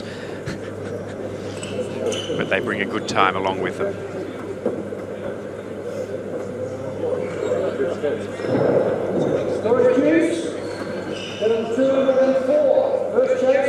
Now the boomerang, we have a team from France, we have a team from the United States, we have a team from the Netherlands, another 10 or so from the UK. It's, we think, the best represented boomerang to date. Very impressive. With this, this 8th game is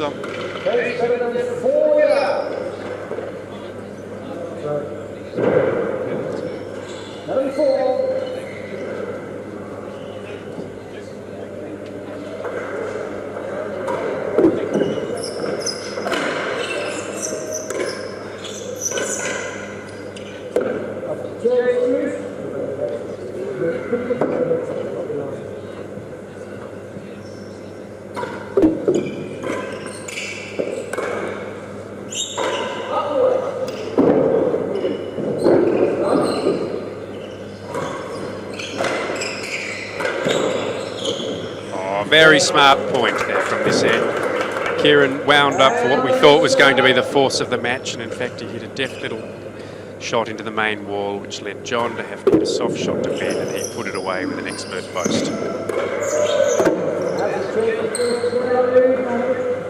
So this game's still key for this 3rd set. 5-3 or 4-all, depending on the outcome. Players off on 3 games at the moment have the upper hand, even though they're going to the receiving end. It's close. It is close. But I've got to say something. Julian is not walking to this end any faster than he was at the beginning of the match. Yeah, he's starting to sun is shining. We've said that of him before in long singles matches.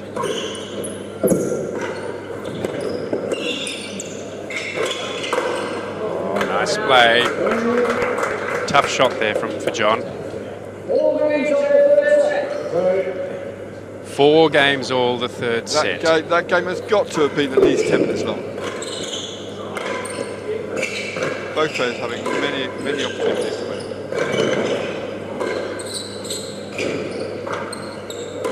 Well, that's a good shot.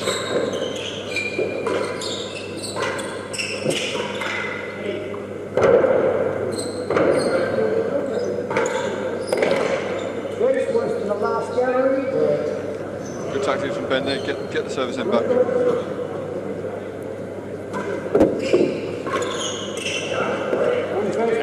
is. Kieran plays an exquisite volley return of serve. It's just too good for Julian, who is doing his best to defend it.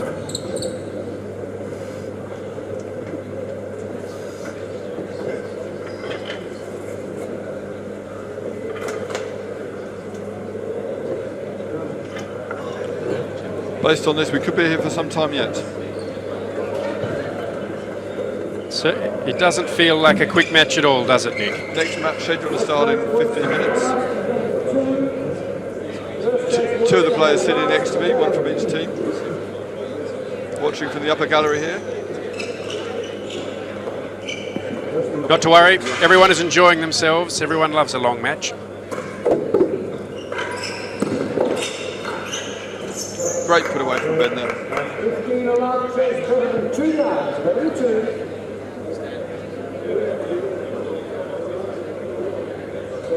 Better than 2.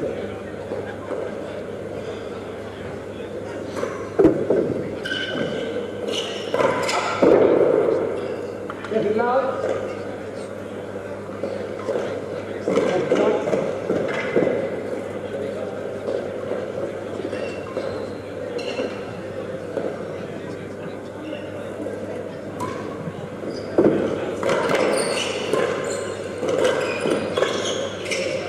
Great defence there from Kieran Booth.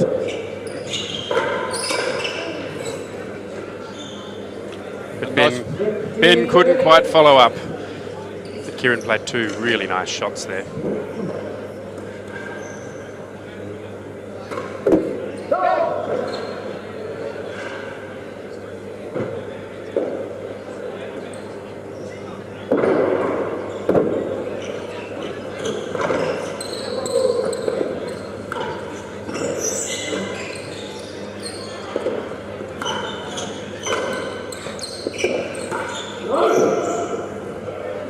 Second gallery, please.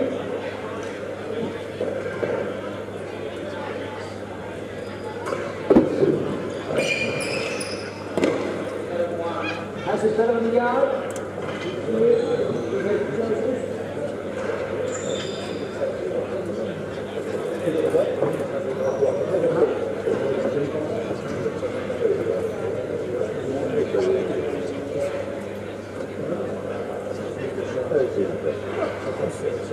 Sorry, John, I didn't catch that. Okay. 30-15 to the receiver. 30-15 receiver has it, second gallery, has it.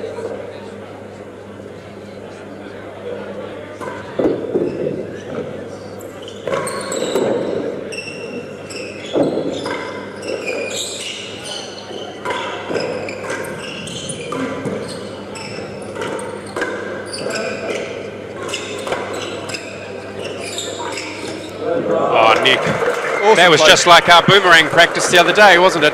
Awesome play from John. Reactions to die for. That was fast.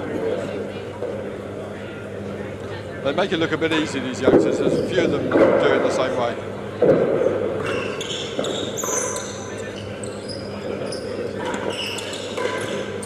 It has to be said, Julian's high bodies going in the dead are very, very good today. All drifting around the tamper. Julian's played really well.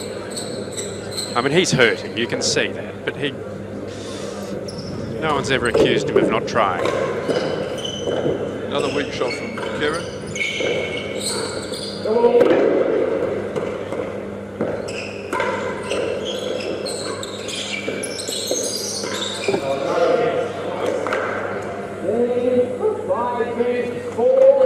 So that could be crucial. 5-4 to Matthews and Booth.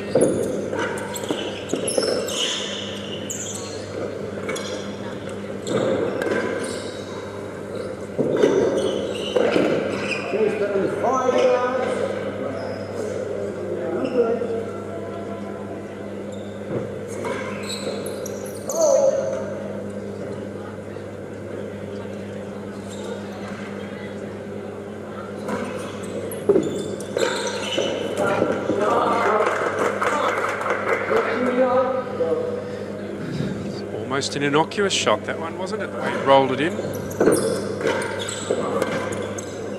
Try this up again. Forced the error. Still managed to get the point.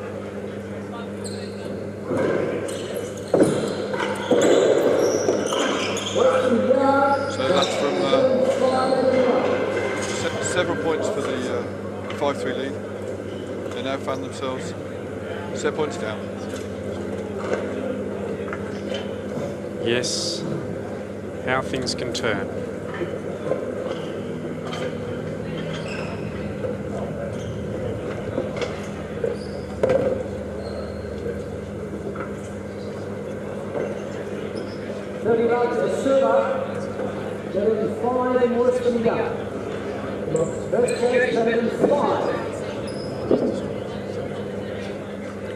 Correction there, they haven't got a set point, it's 2 chases. But you still have to fancy Ben and Kieran to take this game in this set.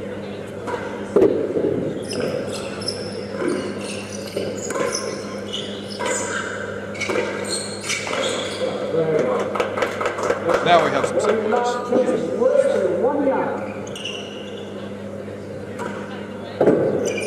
Nice little railroad there. And there we have it. Great endurance from... There we have it. That's the end of the third set. Matthews and Booth take it 6 games to 4 to take it 2 sets to 1 lead.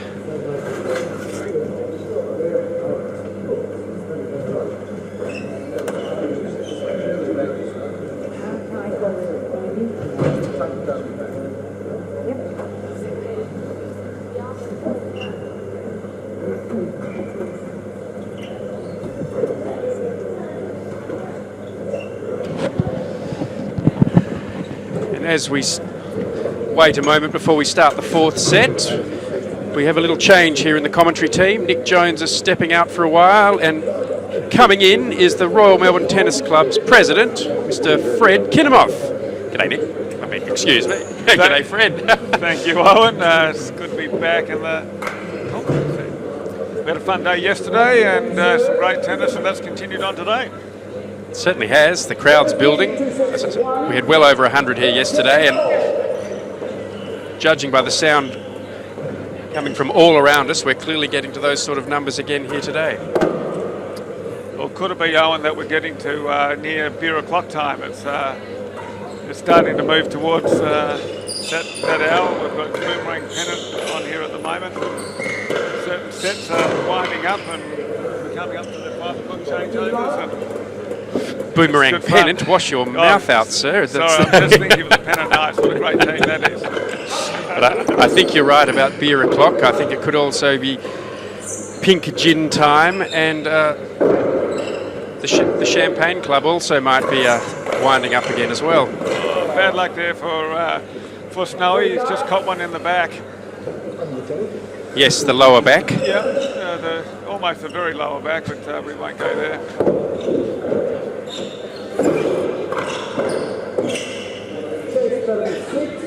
Nice shot there from John. Bit of confusion up in the Matthews Booth arena. They both let that ball go.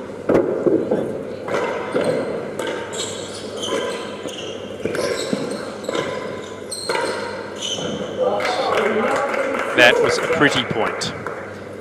Twice Kieran going across court to Julian. Julian, on the second occasion, floated the ball up to square, allowing Ben to come over the top of it at the net and put it straight in the grill. Oh, well, let's just reflect on that last set. We had John and Snowy going pretty well there for the first half of that set, and got tight in the middle order, and then what happened? Talk us through that. Well, as I've been saying, John, I think, is playing exceptionally well. He's the player. With Ben Matthews, they're the two dominant players on the court. And if anything that changed, Kieran has perhaps struggled just a little bit. I think he tightened up just enough towards the end of that third set to allow both he and Ben to just steady a little bit. Because you're quite right. Julian and John were looking like they were going to take that third set there for a long time. It didn't take a lot though. Ben is steady. Kieran hit a few good shots that just helped them close out a few points at an important time. One game to love.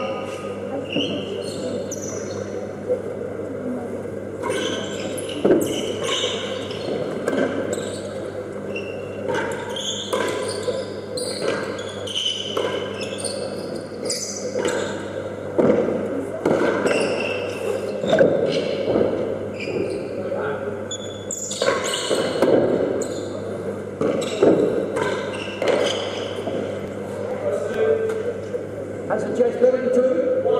1 and 2, thank you very much.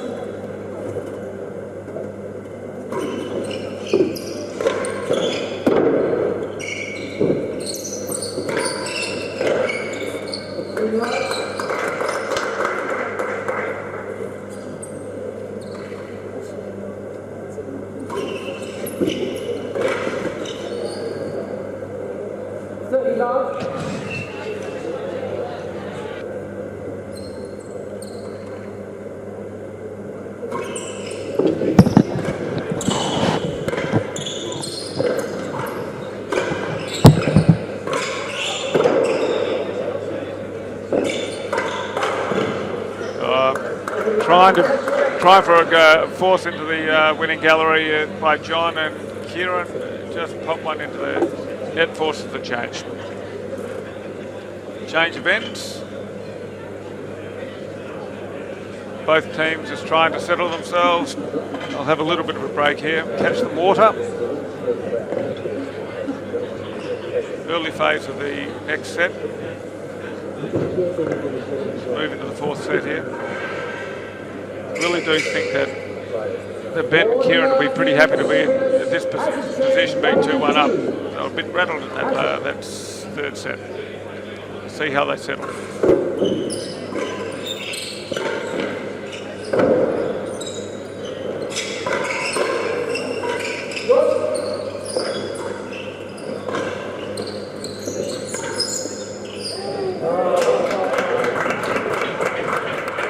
I think Ben's settling very nicely. Nice little deft shot into the winning gallery.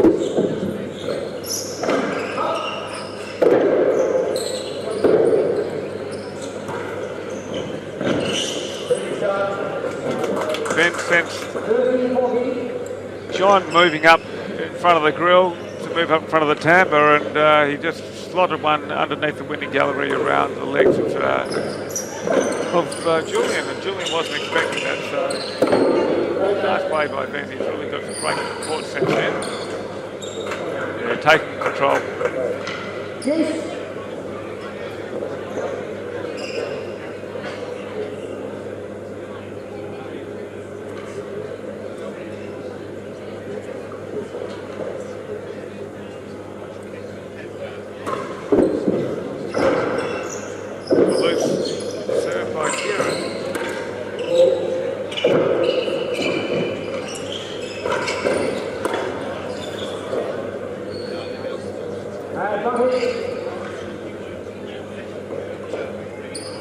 Snowy, we enjoying this second serve. Now it's coming to him on game point. They need to get off the mark here.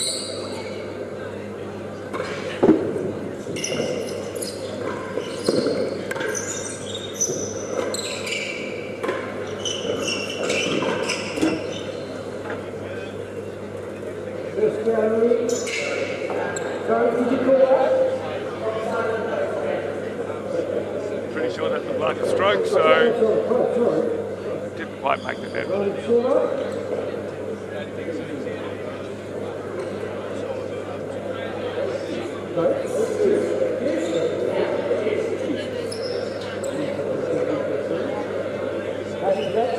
So back to Juice. That's it, Graham. Graham Highland in the marking box at the moment.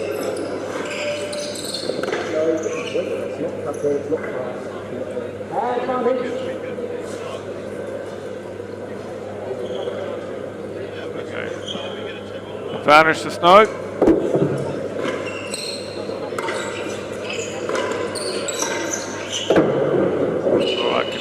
this one away. Popped it up on the penthouse again. He's done quite a few of those today, but his whole reason is he was just trying to put a bit more work on it. More pace, force the errors.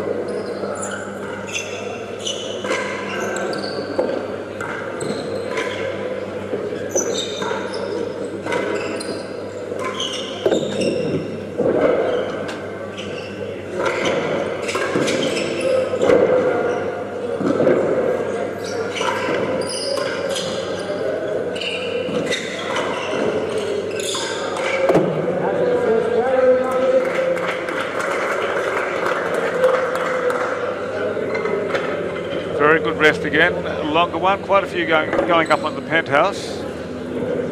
As John Lumley's just trying to put the extra work on it. You can see Julian always moving out of the way from John to give him free rein at a free hit at the ball when they're loose at mid-court.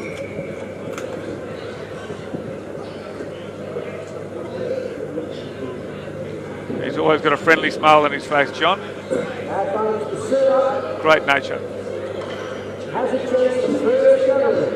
With Julian's wearing that frown. No, he's not. He's going on pretty nicely. He's enjoying his tennis. I just wonder how he pulls up for the boomerang after this. It could be the end of his boomerang tournament. He'll be so knackered.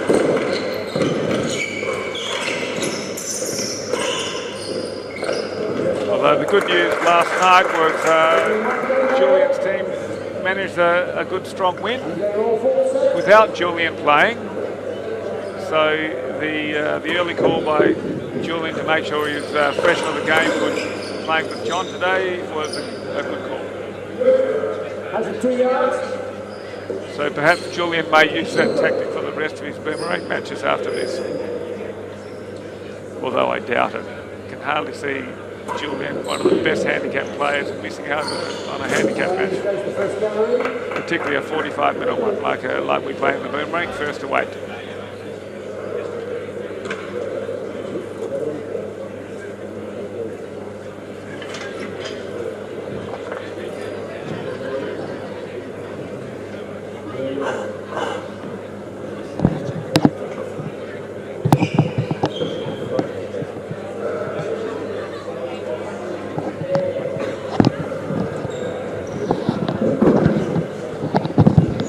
It's 1-1, change of ends, and Owen's just had to go and sort out a couple of little boomerang issues, but he's missed the boomerangs. There's always something, Fred. Back, Owen.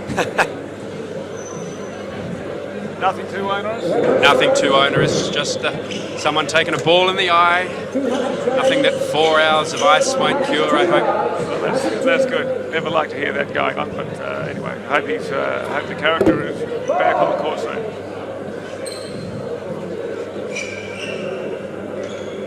So I've just missed the last 5 minutes. We won all in the 4th set, is that correct? That's correct.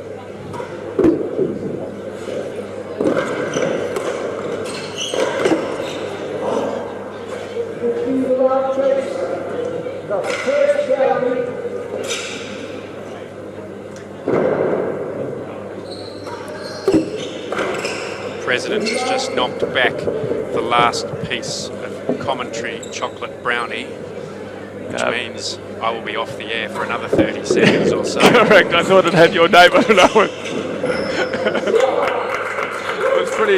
I was pretty surprised when you actually passed it my way.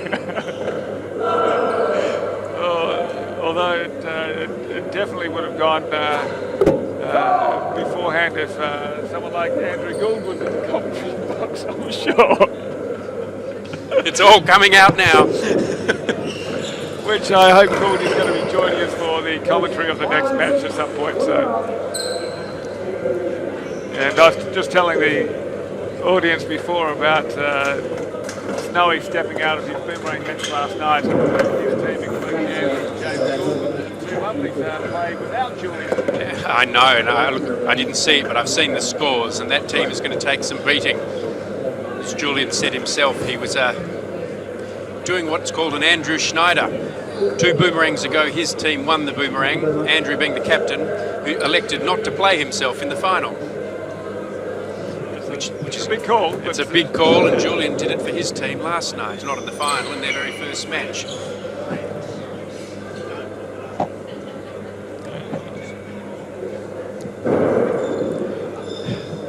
Once again, we're being ticked off here in the commentary booth by the engineering director. Yeah, he's pretty adamant how we should be conducting this in amateur hour commentary box. So we get a little bit of grief, considering there isn't a make-up team. Although one is certainly needed and would be most welcome, I think. Owen?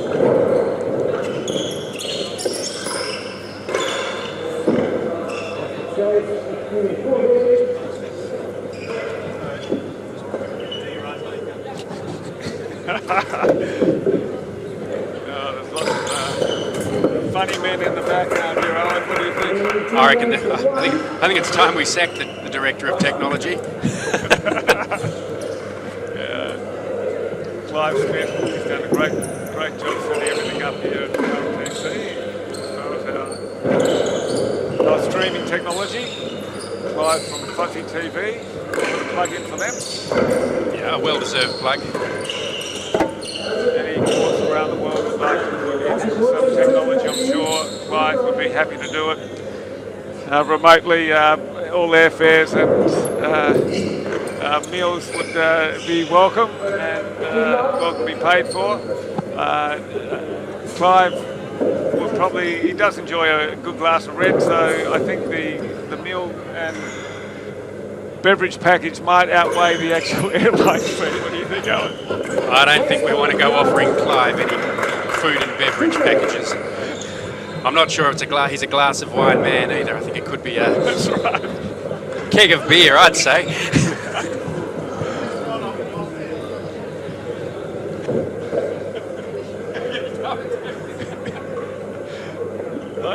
I think Clive just went for the dump button, but he may have missed that.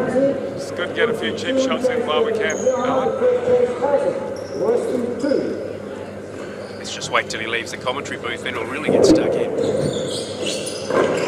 what's happening out here at the tennis hub? Well, Ben has just floated one into Hazard the second.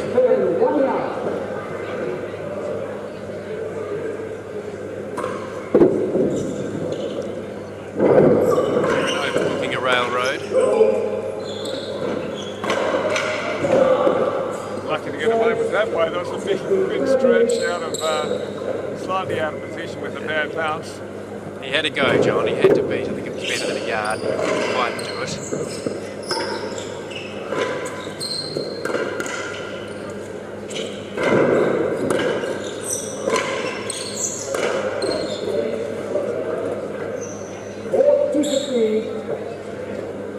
Julian's grab luck across the board.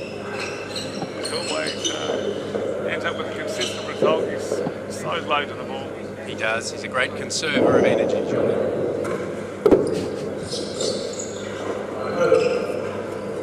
Not quite coming off the back occasion. It's a good serve by Kieran. Kieran struggled to find a bit of form in this tournament. John Lumley taking Kieran out of the tournament in the second final. So I think that's pretty fair. Kieran, with that said, if they happen to win the Australian Open doubles title, we'll have to reconsider that, and it's still well and truly a possibility. But yeah, in the singles, Kieran will be disappointed.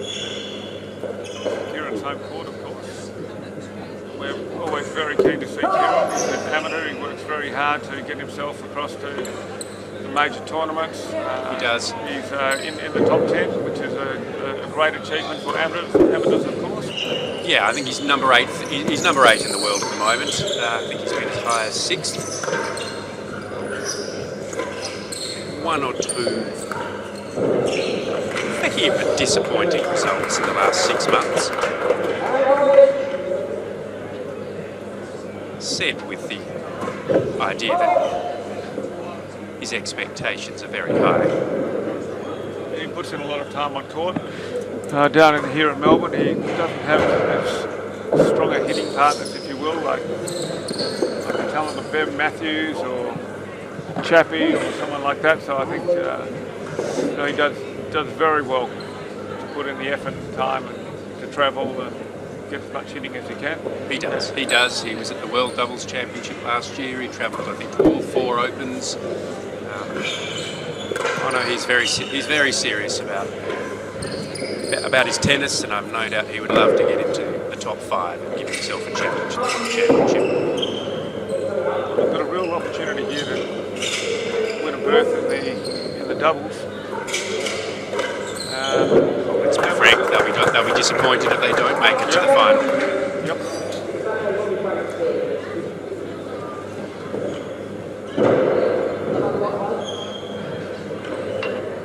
Ben's really finding his form on the court. He looks very comfortable on the Melbourne court. He's had some very good results here over the last few years. Remember, I think it was 2 years ago he played off in the final. I think did he beat Rob in a semi-final before actually losing the final to Bryn? And of course he'll be playing in the singles final tomorrow night against Rob. So yeah, this court has been very kind to Ben. And he certainly looks relaxed out here today. Yeah, I'd say that's a good comment. He's looking relaxed. Scores don't seem to be worrying him. He's lifting when he needs to. A bit lower next time. It's the getting used to that pairing, playing with a playing partner like Kieran. They wouldn't have had much practice before they came here, so already that's not the town. So they played a little bit together. Yeah, They played. In fact, I think they had a pretty sharp loss against Chris Chapman and one other whose name eludes me at the moment. But they're teaming together well here today. Ben leading the way.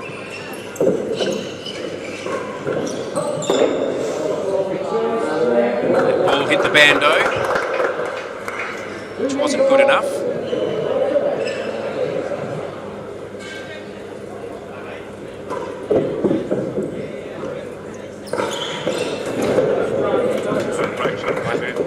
That one didn't hit the bando. The serve popped out a little looser from John. Needs to tighten it up.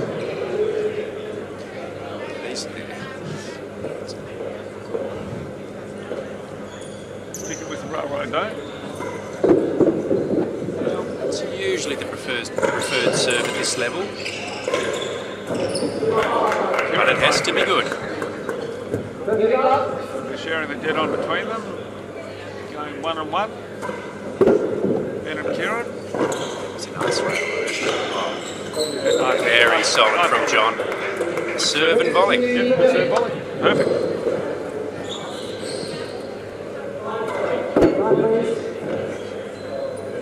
No problem. 2 more.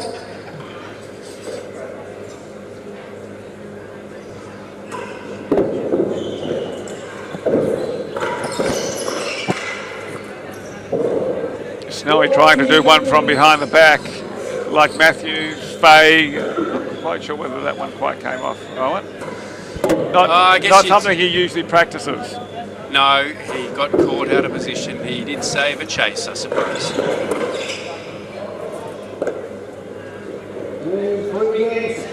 Yep, Ben took the long handle to those serves in that game, and quick game was just what they wanted. Well, back by Snowy then, digging into the full court of the service set.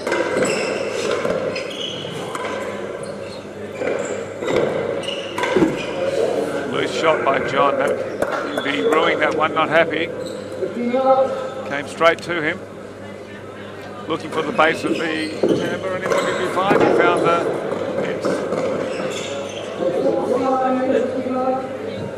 Lucky there. Not a good return, and a lucky result.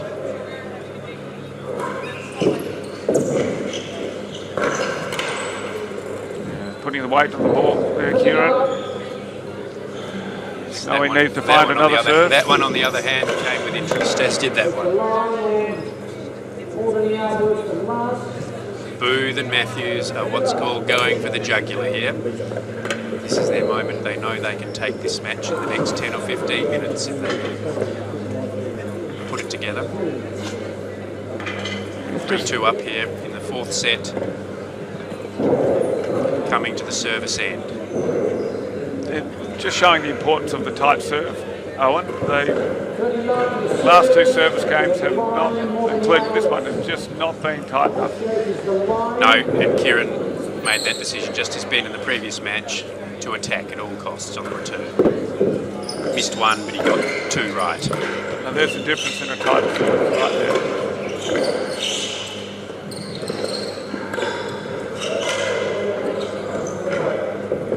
Yeah, very nice. Excellent railroad serve by Kieran. Forced to Set up the point. Yeah, Set up the point. absolutely. Set up a cheap return by Snowy, and they just took control from there. There we go. A slightly shorter railroad, which tricked Snow, and now they lead 4-2.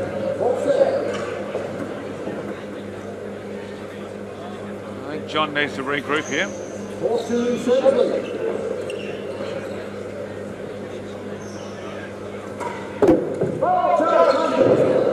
Early call by Graham. It's a rare mistake. And the ball clips the edge of the penthouse on the second bounce, and Graham had already called foul. Just trying to show his speed in the marking box. I think got away from him. He loves marking a match like this, does Graham? He'll be disappointed with himself with that one. Graham's disappointed he's not playing in the match. That'll be true.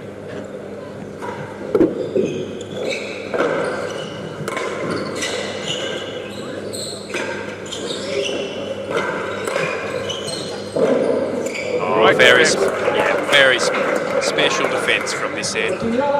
Kieran Booth really doing some power defensive shots out of the dead on when John's lining up, as we just have done again. Graham might have got a little gun shy now. Might have missed a call.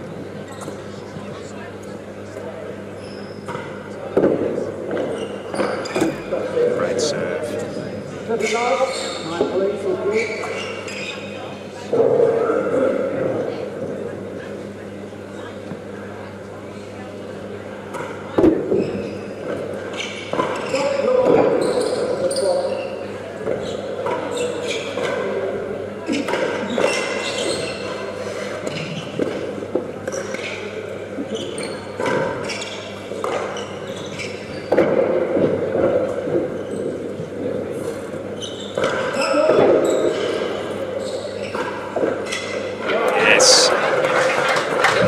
Ben all over that one. He read that off the penthouse, floating up, didn't want to allow it to drop into the net.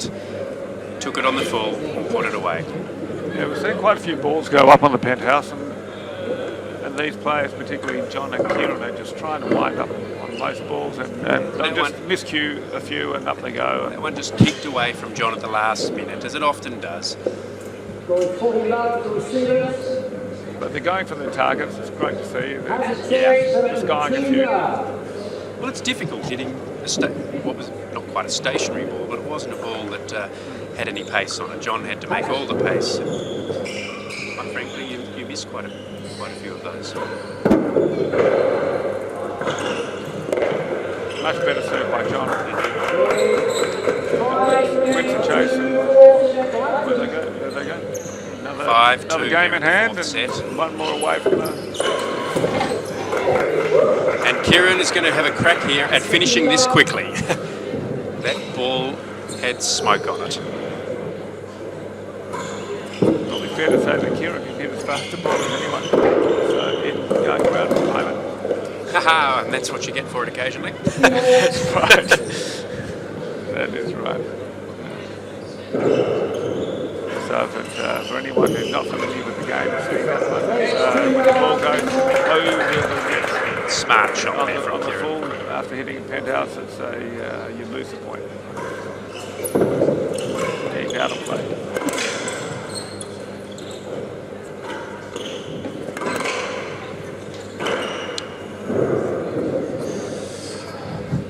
13-15.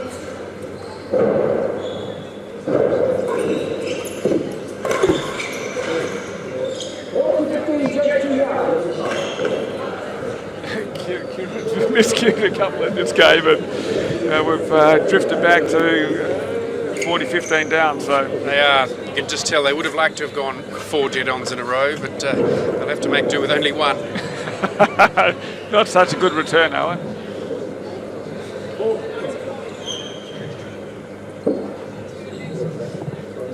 It's 15 to the receivers. Chases 2 yards.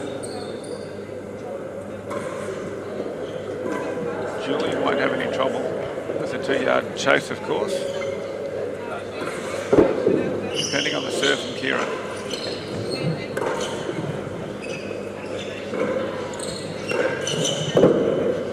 And trying to take it out of the court. And a play there.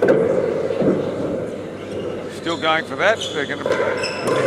Oh, Kieran's missed that one as well. Very Still nice up. Another defence. shot for John. Misses the dead on. Sorry, misses the dead on and runs out for about 4 yards. Loses the chance. Kieran just got enough on it to make sure it went back over.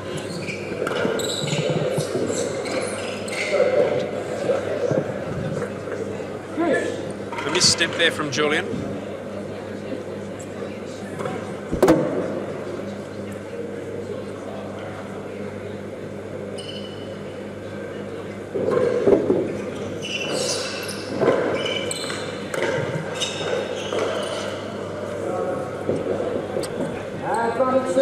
And alas, another. And we're looking at match points.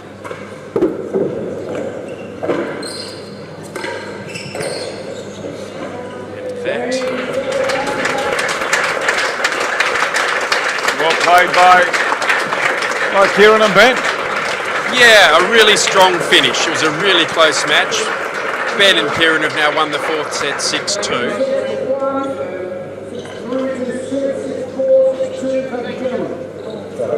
Really well played all around. Julian was very solid. Ben was super solid. John, I thought, was the player of the match for the first 3 sets. Kieran perhaps didn't play his best, but I think he did lift enough to get them across the line towards the end of the match.